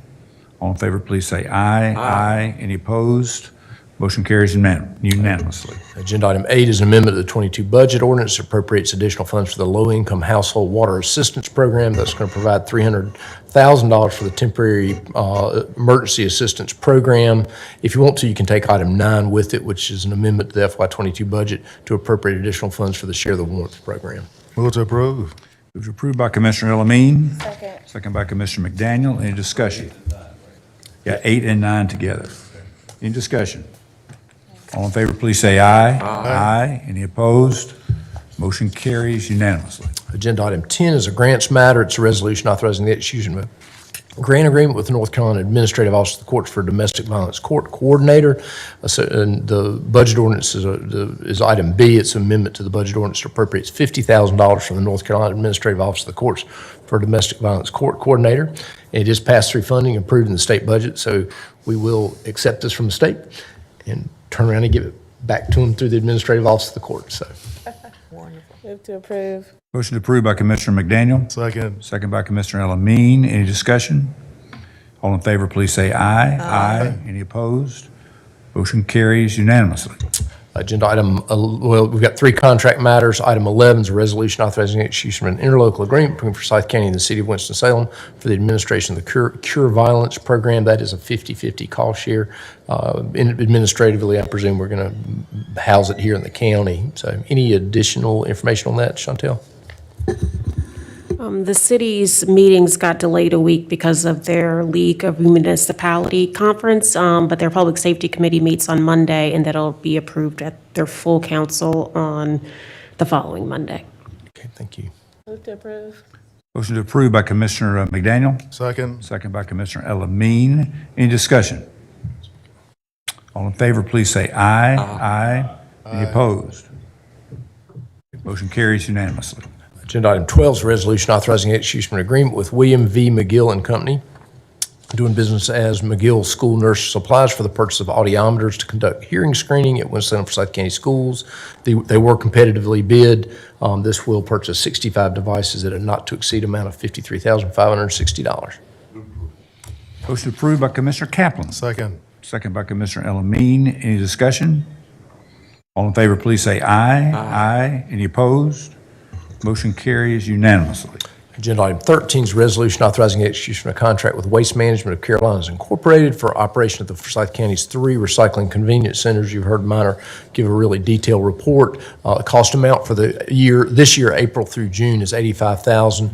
The FY23, the amount will be $345,000 and $360,000 in FY24. There are 2 optional 2-year extensions. Move to approve. Motion approved by Commissioner Elamine. I'll second the motion. Any discussion? All in favor, please say aye. Aye. Any opposed? Motion carries unanimously. All right, and so the next are the appointments. Mr. Vice Chairman, if you're going to take those. I got them. Okay. Again, I'd like to thank all the people who did apply for our many opportunities to serve on the committees, and I really appreciate the work of that and read through the proposals. We, as the county manager said at the beginning of this session, we need to probably sort of strengthen our outreach efforts because we still have some vacancies that are remaining, and we will try to work on that. To begin with, we have a Community Appearance Commission from Winston-Salem, Forsyth County, and there are 5 appointments for 3-year terms. We have 3 special experience or education and design, and we have 2 at large. And we have 2 incumbents wishing to serve, Ethnic Good in the special experience or education and design, and Judith Hutchkiss, and also in the special experience or education and design. And we have 1 citizen wishing to serve, Jennifer Mabe, in one of the at-large seats. I'd like to make a motion that we approve these by acclamation. There's a second. Second by Commissioner Wisenhunt. All in favor, please say aye. Aye. Any opposed? Motion carries unanimously. Also, we have the Commission on Ending Homelessness in Winston-Salem and Forsyth County. There are 3 appointments for 3-year terms. We have a education representative, a mental health representative, and a social services representative. We have 2 Shane Atwood, who is social services representative. We have 1 citizen wishing to serve, Melissa Morissette Hurst, a mental health representative. And I'd like to make a motion. We approve those by acclamation. Second. Pardon me. So moved. Second. I got the acclamation. Second by Commissioner Elamine. Any discussion? All in favor, please say aye. Aye. Motion carries unanimously. Community Child Protection Team and Child Fatality Prevention Team. We have 1 appointment to a 3-year term. We have 1 representative from as a fire department representative, and we have 1 citizen wishing to serve, Joshua Wright. I'd like to make a motion. We approve Mr. Wright's appointment by acclamation. Second. Second by Commissioner Elamine. Any discussion? All in favor, please say aye. Aye. Any opposed? Motion carries unanimously. For the Equalization and Review Board, we have 5 appointments for 1-year terms, and it's open. There are no designees. We have 3 incumbents wishing to serve, Daniel Crudup, Richard Davis, and Paul McGill. And we have 2 citizens wishing to serve, Mustafa Shabazz and Keith Vereen. I'd like to make a motion. We approve those by acclamation. Second. Second by Commissioner Elamine. Any discussion? All in favor, please say aye. Aye. Any opposed? Motion carries unanimously. We have the Forsyth County Home and Community Care Block Grant Advisory Council. We have 4 appointments to 2-year terms. There are no special requirements. We have 1 incumbent wishing to serve, Marva Reed, 2 citizens wishing to serve, Shakita Evans and Pernicia Snyder Lambert. I'd like to make a motion. We approve those by acclamation. Second. Second by Commissioner Elamine. Any discussion? All in favor, please say aye. Aye. Any opposed? Motion carries unanimously. All right. We have no applicants for the Forsyth County Agricultural Advisory Board. There are 2 appointments, and we will continue to re-advertise. For the Forsyth County Juvenile Crime Prevention Council, we have 1 appointment to a 2-year term, and we have the category of this particular membership is a member of the business community. We do have 2 citizens wishing to serve, Sharon Singletary and Tia Warren. And please vote for 1. I don't know, maybe I threw it over here. Yep, that's you right there. That's Don? Oh, okay. That's thank you. I didn't see, I did, I thought, I said we didn't have any applicants. Well, no. Number one sheet. Okay, thank you, thank you.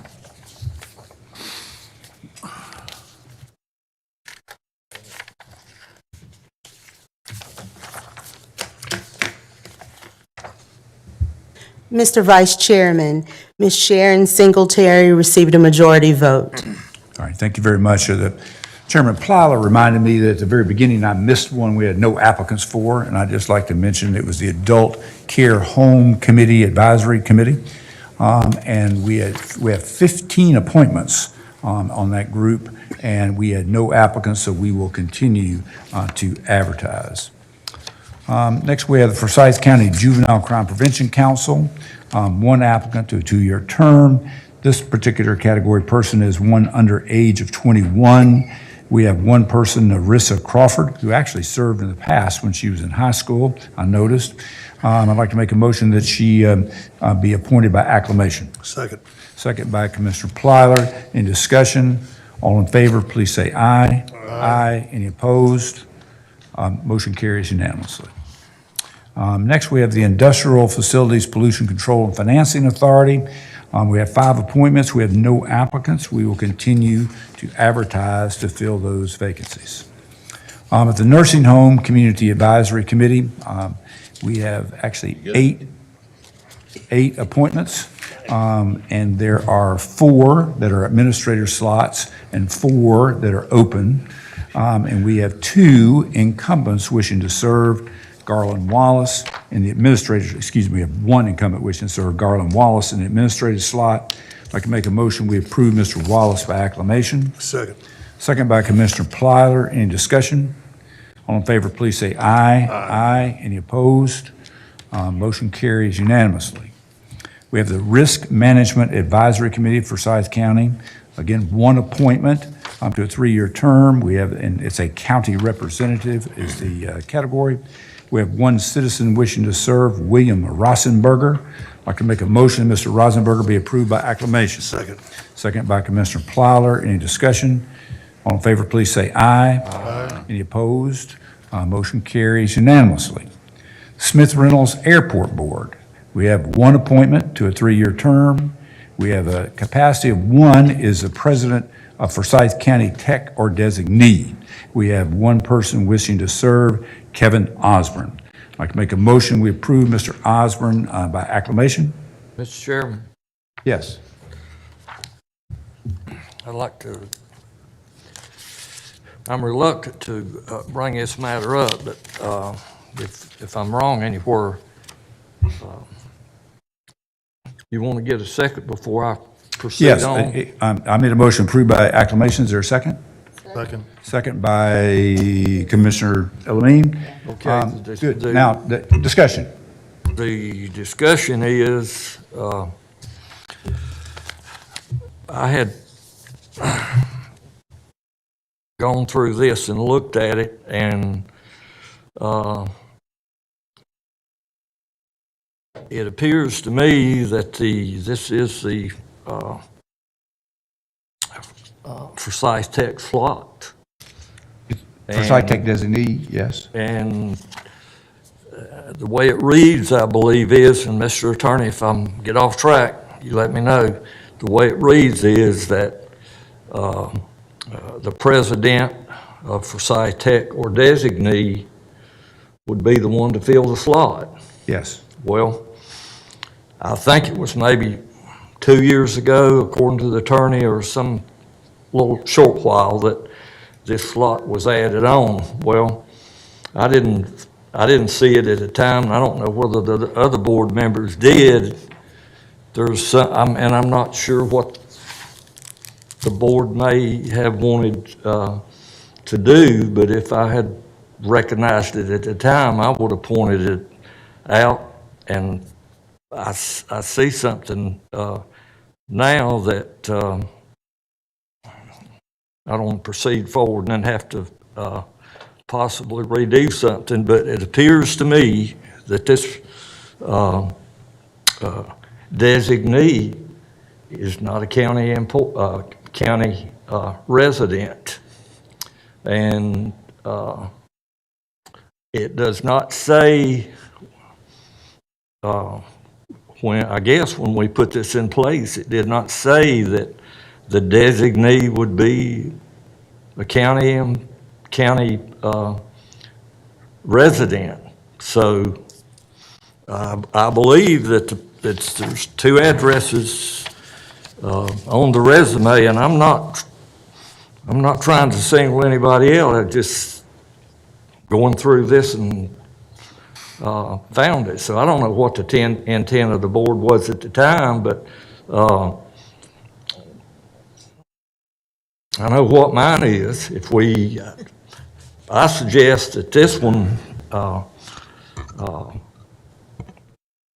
the board review what its intent is about this particular slot, not the person, the slot. And if the board wants to continue it as it is, so be it. I wouldn't support that myself. Mr. Chairman. So I just happened to find it, and so if I'm missed anything or if I'm said anything that was not correct, Mr. Attorney, you can correct me. Maybe we'll ask our attorney just quickly, and then Mr. Kaplan. And let me point out this. This is person, to cover all I know about it, is Mr. Kaplan knows the answer for certain, is not a voting member, I don't think, of the airport committee, but to me, that's irrelevant, whether they're voting or not. I think it needs to be a county resident, and apparently it's something that when we decided to put that slot in, it was not specified whether it would be a county appointment or the person would be a county resident. That would have been my intent. I don't know what the other board members their intent would be, but at least I think the matter needs to be reviewed before we continue with this. Now, our county attorney can update us. The latest revision to the board composition for the Smith-Reynolds Airport Board was passed by the Board of Commissioners on September 10th, 2020. The current composition of the board is 6 county residents and 1 county commissioner. Commissioner Kaplan is currently serving in that position. Those are the voting members. So there's 7 voting members. And then there are 3 non-voting members. And by that last revision, the 3 voting members are first, the president of Forsyth Tech or her designee serving ex officio. And then there are 2 more that are Forsyth County residents. And so Forsyth Tech obviously has the aviation center there on the airport. And Forsyth Tech does have campuses in both Forsyth County and Stokes County. But the ex officio appointments are usually not tied to residency. They could be, but they're not. For example, I have no idea where the president of Forsyth Tech lives, but it's up. Having said that, it's up to you as a board to set what you think the membership should be. Any discussion about that issue? Yes. Okay. Mr. Kaplan. Yeah, so we had our airport commission meeting on Tuesday, and the discussion there became after a discussion about Boom coming to Greensboro, and they were there to explain it, and we got on to business and the budget and all, and then the discussion went open, and some folks brought up membership on the airport commission board, and their concerns were severalfold. One was the fact that we had non-voting members, which seemed unnecessary. Not to have the members, but to have them non-voting just seemed unnecessary. 2, that there were probably too many now. We don't even have, we have to squeeze people in around the table. We used to have 5, we went to 7. And then several of our commissioners wanted to have other folks on that board, including myself, who wanted to have the folks from Forsyth Tech because they were building such a big facility at the airport. And discussion kept going, and they decided to hold a special meeting on the 29th of this month. So they're going to meet to talk about the commission and would like to make suggestions to this board, of course, on how to move forward. I told them that I would make a motion to postpone these appointments to the Smith Reynolds Airport Board until they had their meeting. I'm told by several of my folks privately that that probably wouldn't work right now, but I'm going to try it anyway. And this is not about the folks who have applied. This is about governance and how it can more effectively be done. It turns out that the Forsyth Tech folks usually have somebody at the meeting anyway. So they probably don't need a slot. And we will have a chance to hear what they have to say on the 29th. They're announcing a special meeting. They don't normally meet now every 2 months, but they're going to have this special one, a call meeting, to talk about the board. I would suggest that let me do a substitute motion and see how far this goes. I'd like to move that both these appointments, both slots, be postponed until April, the first meeting in April, where we will have a chance to hear from that board and then go forward. Is there a second to that motion? I'll second it. Second by Mr. Plowler. Further discussion on the substitute motion, because just further discussion. And that being to clarify the part that I'm talking about, whatever the Airport Commission Board's suggestions they come up with is okay. I mean, to send it and we'll review it. This one about this slot, this board needs to make solely, this board, about this slot. You know, if the commission wants to make a recommendation, they're welcome to do that. My suggestion is on this particular slot, the one about Forsyth Tech to be, in my opinion, to be a county resident if there is a slot. And so that, Mr. Limbaugh. Airport Commission, they recommend whatever they wish, but on this is one that I'm going to be looking at just myself, and I think that's what the board ought to do. Yeah. In response, Mr. Limbaugh, the board would probably like to eliminate that position, but they don't have the authority, obviously. They're only going to make suggestions to this board, and I will bring that to them on the 29th. The board is it's 10 members, so you have an even number, which we always apparently try to avoid. So there's lots of moving parts, and this will give them a chance to suggest something to us. We obviously have to approve it or do our own thing if we choose to do that. And I will be sure to mention to them that folks need to be from Forsyth County. Well, and again, for me, y'all send whatever you wish, but this one here,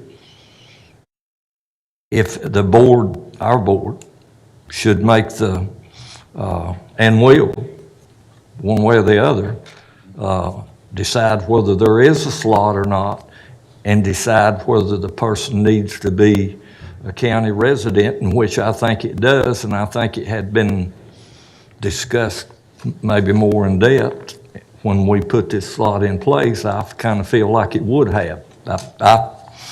I'll admit I overlook something. I just do that every once in a while. Mr. Chairman? Yes. I was absolutely 150% in favor of voting today on this issue, and I still want to do it, but I'm concerned that we have two very respected members of this board who have doubts, and until we erase those doubts and get together unanimously, I don't know if I'd feel comfortable, although if my comments fall on deaf ears, that's not a problem. I will vote how I want to vote. But I'd like to see us do this in a unanimous manner simply because the Airport Commission represents the only airport that we've got, and I'd like to make sure that we have, as Commissioner Linville said, representatives on the board from this county. I think that Commissioner Kaplan has, in a gentlemanly fashion, stated his case, and if at this point I would feel more comfortable, I would have a better comfort level if by the time we finish the next meeting, we have addressed this issue and come to some kind of conclusion. And I would also suggest that if Commissioner Linville is not genuinely happy, and if Commissioner Kaplan has some ideas, that somehow or another we as a board get together, and if you want to seek advice from the county manager, that's fine. But in the meantime, I'd like to see Commissioner Kaplan and Commissioner Linville vote with the full board unanimously, and we could all agree on this matter. Mr. Chairman, let me say that I'm not unhappy. I just found something that I don't think it needs to be the way that it is. That's all I'm doing until after I got to reviewing all of this yesterday. I was going to be prepared to come in to vote on a person, and then going back through and looking real close, I just happened to find it. And so I notice you're smiling the whole time you're saying that. Mr. Chairman. Yes. Yes. Commissioner Wizenhut. I think I really cannot support Mr. Kaplan's motion. However, the appointment for the Forsyth Tech, I think we should put that on hold. That's something that can be discussed later, and I agree with Commissioner Linville that it should be a county appointee. But I see no reason to postpone the county resident appointment today. I would like to offer an amendment to the motion that we vote on the county resident appointment today and postpone the one on the Forsyth Tech. Is there a second? I can second that. Substitute. We have more discussion. Mr. Vice Chair, if I may. We're running into a series of embedded motions. Yes. And so the simplest way to start from this point is if you wish to withdraw your motion to vote by acclamation. I can withdraw my motion to vote by acclamation for the Forsyth Tech appointment. Be happy to do that. Okay. So then the pending motion would be Commissioner Kaplan's to postpone any vote until a later date. And I would suggest respectfully that date might be April 21st. We're not meeting or having a briefing on March 31st. So if I may, Chairman, I just wanted to share my thoughts.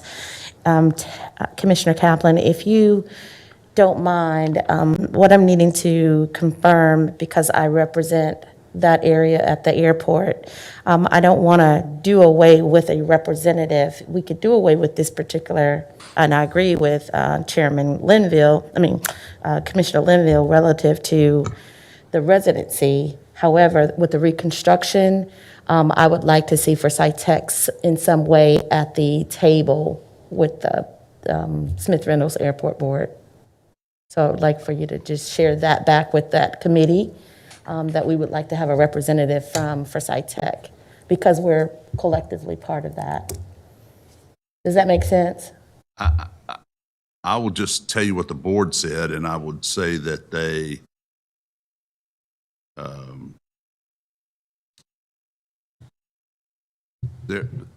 it's sort of mixed. The problem with the problem the board had was, as one of its members, Michael Bond, who is a very talented fella, and he said, I won't use his quote, but having non-voting members on an advisory board is ridiculous.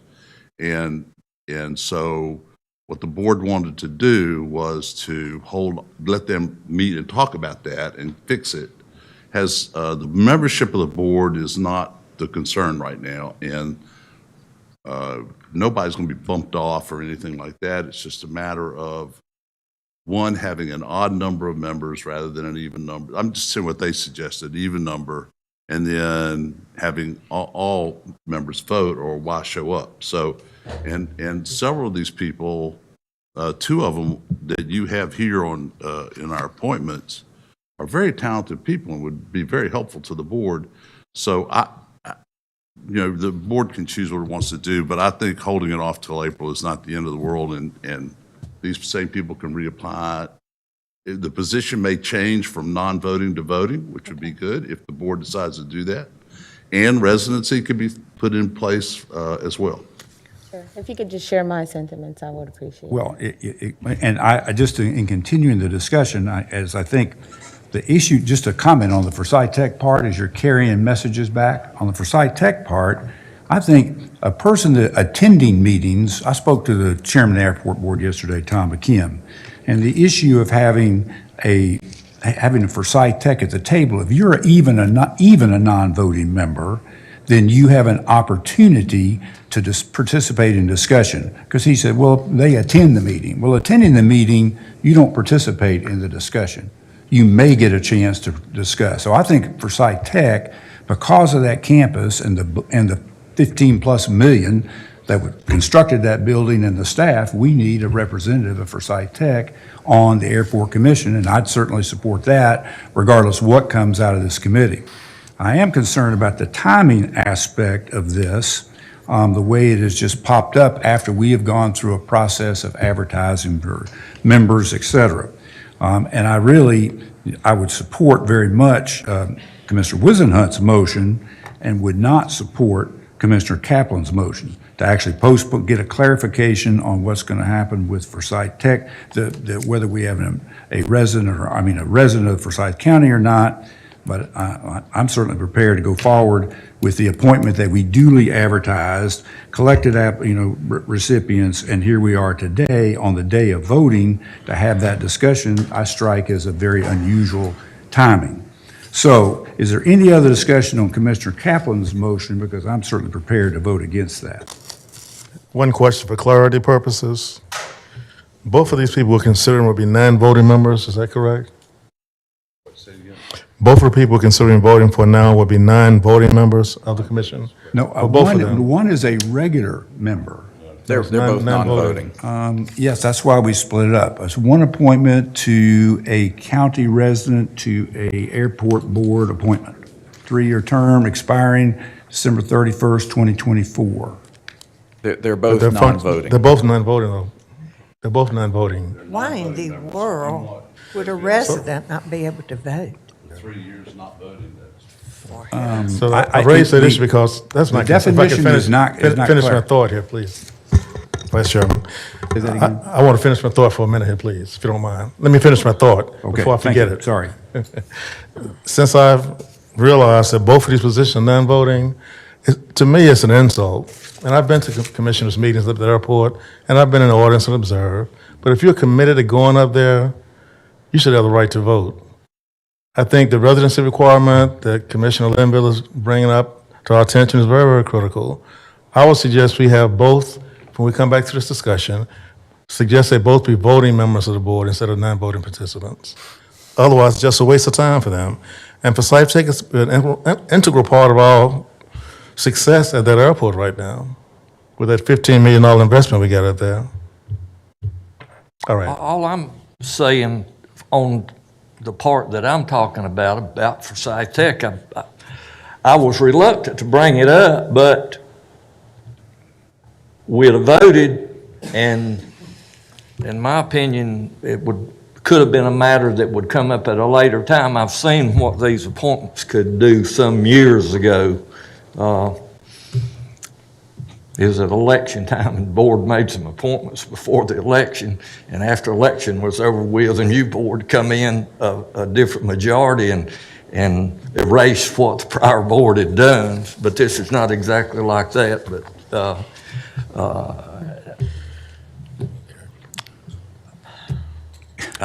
Yeah. I apologize for inconveniences that I have. No, caused. that's great. Well, And let me- I have a confusion on our sheet advertising these vacancies. And if I'm not mistaken, and I believe Commissioner Kaplan, you can clarify this. No, Is not probably not. Michael Bond a current member of the, is he, he is currently one of the advisory board members? He's a non-voting member. The non-voting member. If this was intended, this position were intended to be a non-voting member, then he would have been listed under as an incumbent wishing to serve.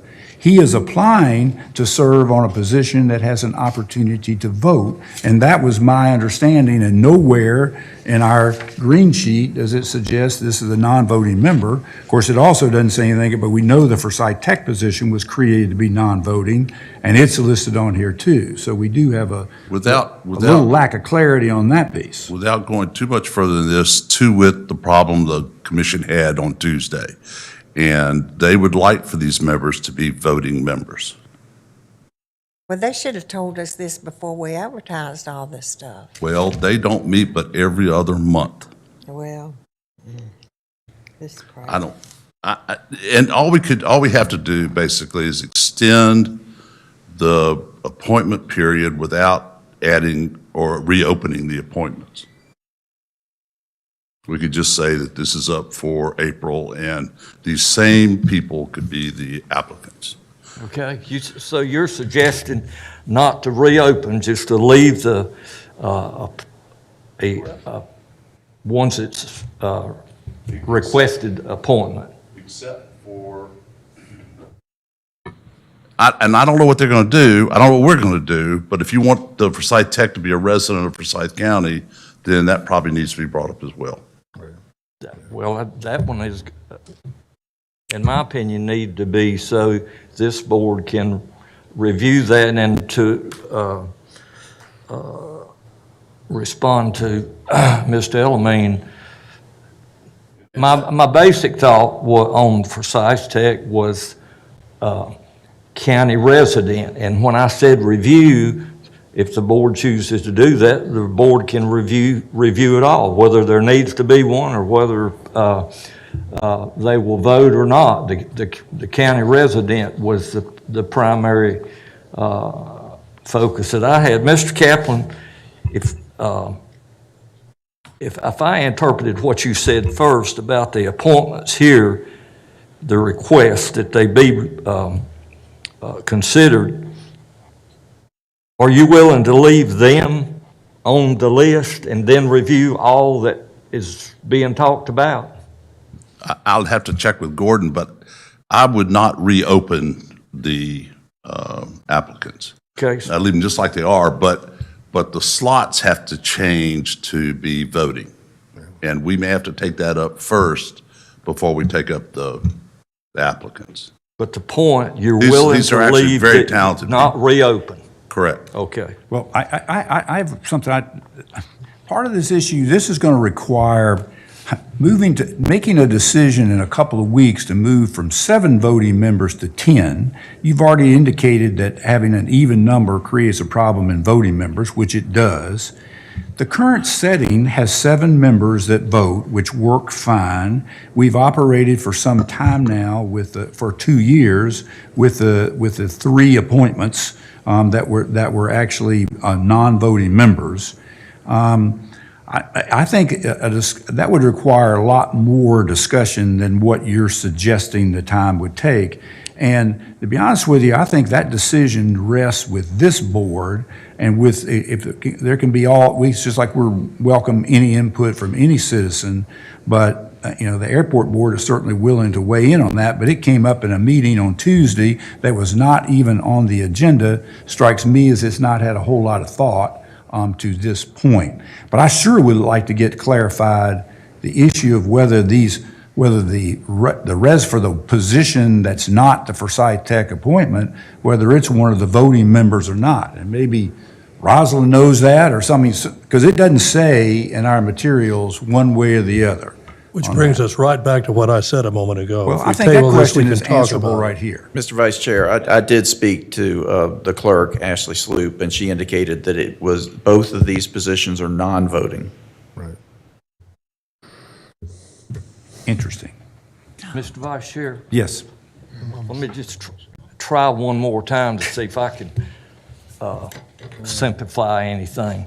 Mr. Kaplan is agreeing or offering, we won't reopen the appointments. The ones that have applied, that's the only ones we'll have.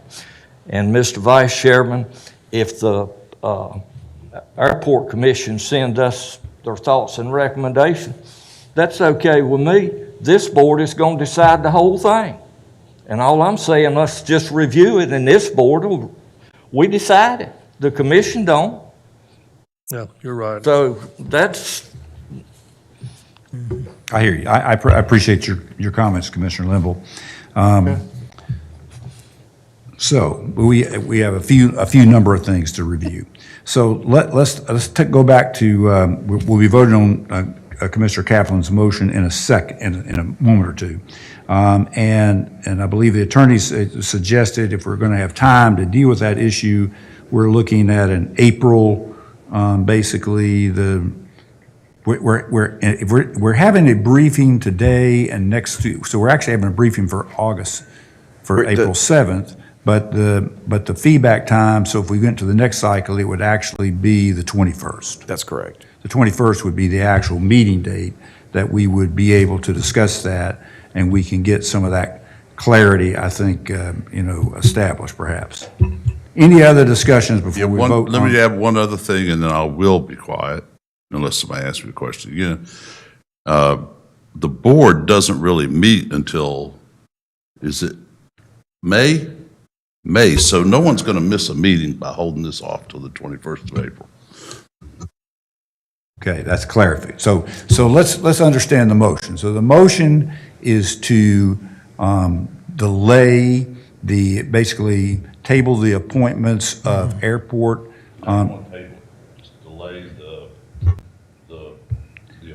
Delay the appointment for the airport commission seats, airport board.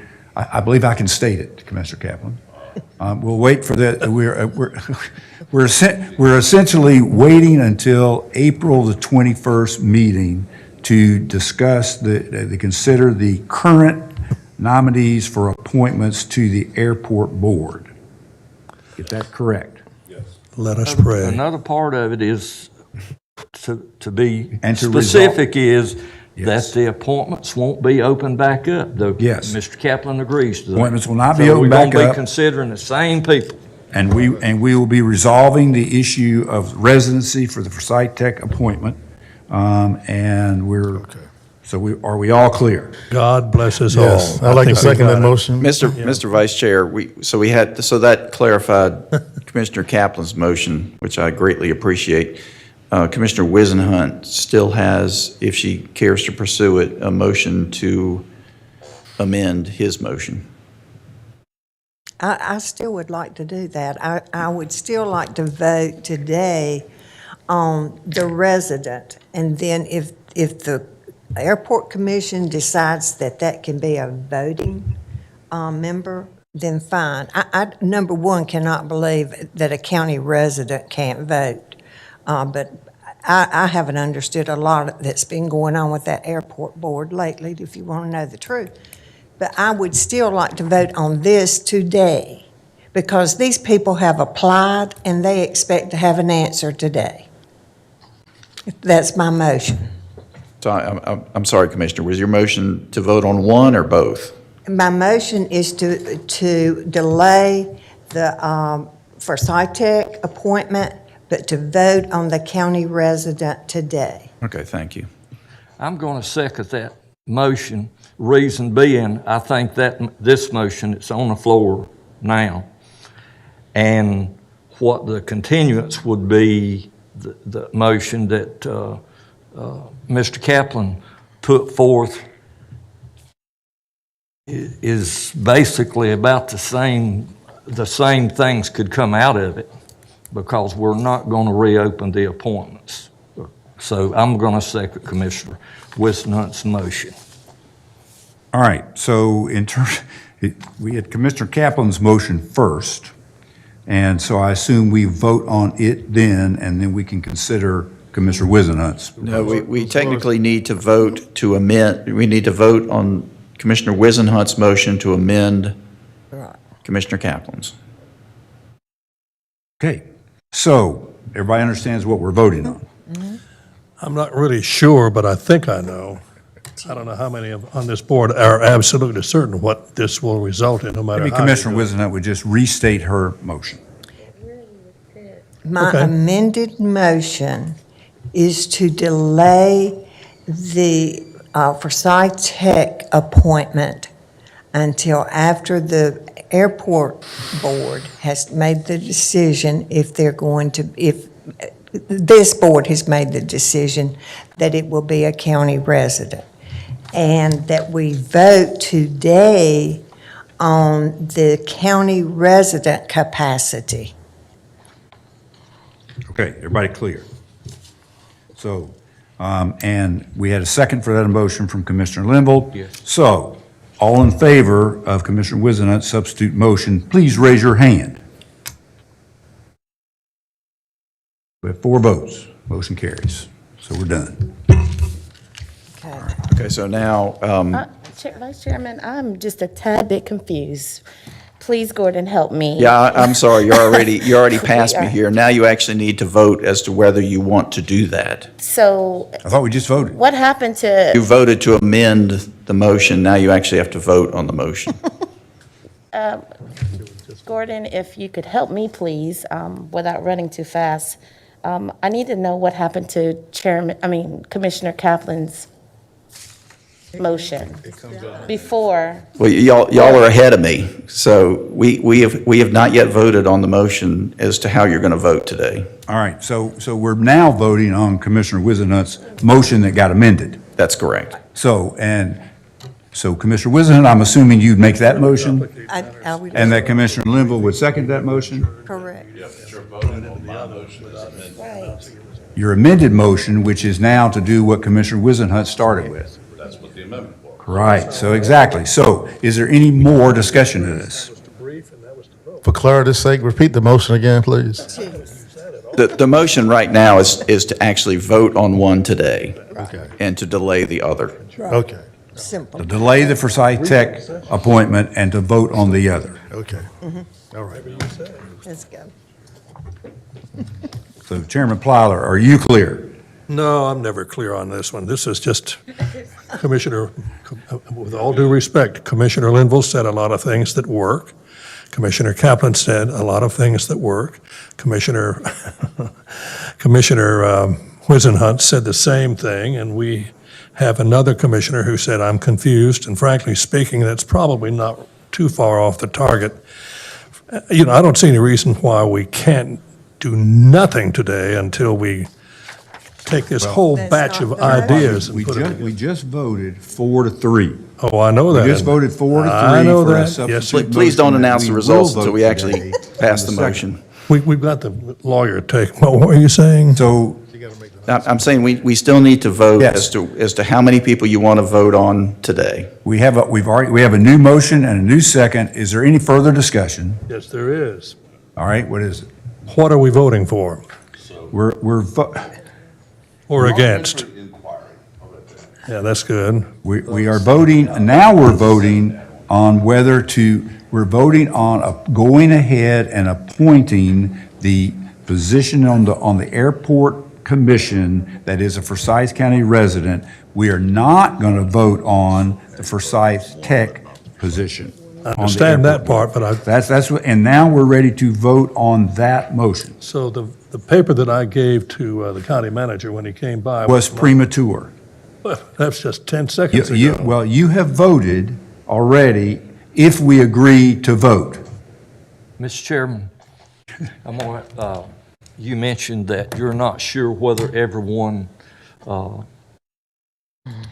is absolutely sure of what is going on or what we're doing or what we have voted on, I'm going to suggest that you take a 5-minute or 10-minute recess. All right, we can do that. We'll come back, and when we get back from let's do a 5-minute recess. We'll be prepared to vote. Make it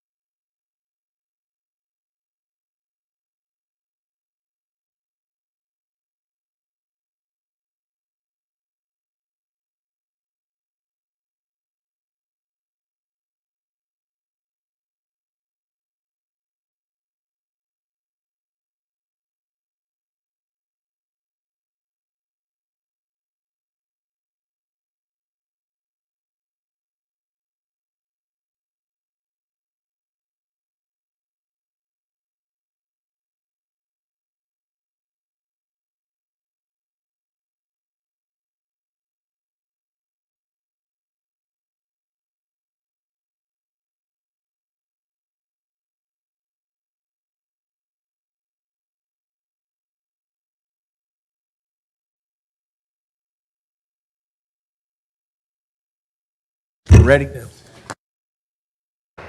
We have I think everyone understands the motion on the table has been first and seconded. So all in favor, please raise your hand. I would kind of prefer to hear what we're raising our hand for one more time. We're raising our hand to postpone voting on the Forsyth Tech appointment to the Airport Commission. And that's it. Yes, and then the yes part is voting, raise your hand, no, the second part is a vote for the other Forsyth Tech, the other position that's non-voting on the Airport Commission. That we have a local resident applying for. I have already given my vote, and it's been taken over to that office over there. What happens to that vote? It is just now passed 5-2, and it will now be counted, and we will wait for Rosalind to give us the result. Okay. So now we know what we're going to vote for. You already did. You okay with your vote on here? No, he said it's already been counted. Well, We're waiting for the answer. you're good where you were. No, I will vote for that at this point, but I don't know if you've put that on the books already. We have not. It's not on the books. All right, so what are we going to do? I might, well, I I just want to make was, sure you're okay with what you put. oh, I'm okay right now. Good, yeah. okay. All right, and you're okay with where you were? I am, it's good. So he can recollect all those, doesn't he? What, he's got them down there, he's not going to give them back? You know, this is a mess. What would Jesus do? Let us all pray. You're going to change it. Mr. Vice Chairman, Basil Yap received majority vote. There we go. Basil. But that's his. Yap is the appointed. Very His good. last All right. name is it Yep or Mr. Yap? Manager, we're back to the agenda, please. All right, Okay. this will be very, very quick. So you got just a couple more items. You got item 26 is a resolution acknowledging receipt of the tax collector's report of the total amount of unpaid 2021 taxes that are liens on real property and ordering the tax collector to advertise such liens. I tell you what I'm gonna do is I'm just gonna do the last, the other two items at the same time. Item 27 is a resolution approving the refunds by the tax assessor collector in the amount of $556. Vote to approve both. Wait a minute, got one more. And the resolution approving the refunds by the tax assessor in the amount of $25,701.59. Now is there a motion? So moved. So moved, Commissioner Wizenhut, is there a second? Second by Commissioner Linville. Any discussion? All in favor, please say aye. Aye. Any opposed? Motion carries unanimously. And item 29 are just the reports, the tax assessor collector's refund under $100. Vote to approve. Second. We have a motion to approve by Commissioner Alene, second by Commissioner Linville and Commissioner Plyler. Any discussion? All in favor, please say aye. Aye. Any opposed? Motion carries unanimously. We are finished. We are done. Do we need to adjourn and move right into the briefing? Give us 30 seconds, and I'll check with you back here. Go ahead and adjourn. All right, but do I have a motion to adjourn? Move to adjourn, Commissioner Kaplan. Second. I'll second it. Any discussion? All in favor, please say aye. Aye. See, now it comes.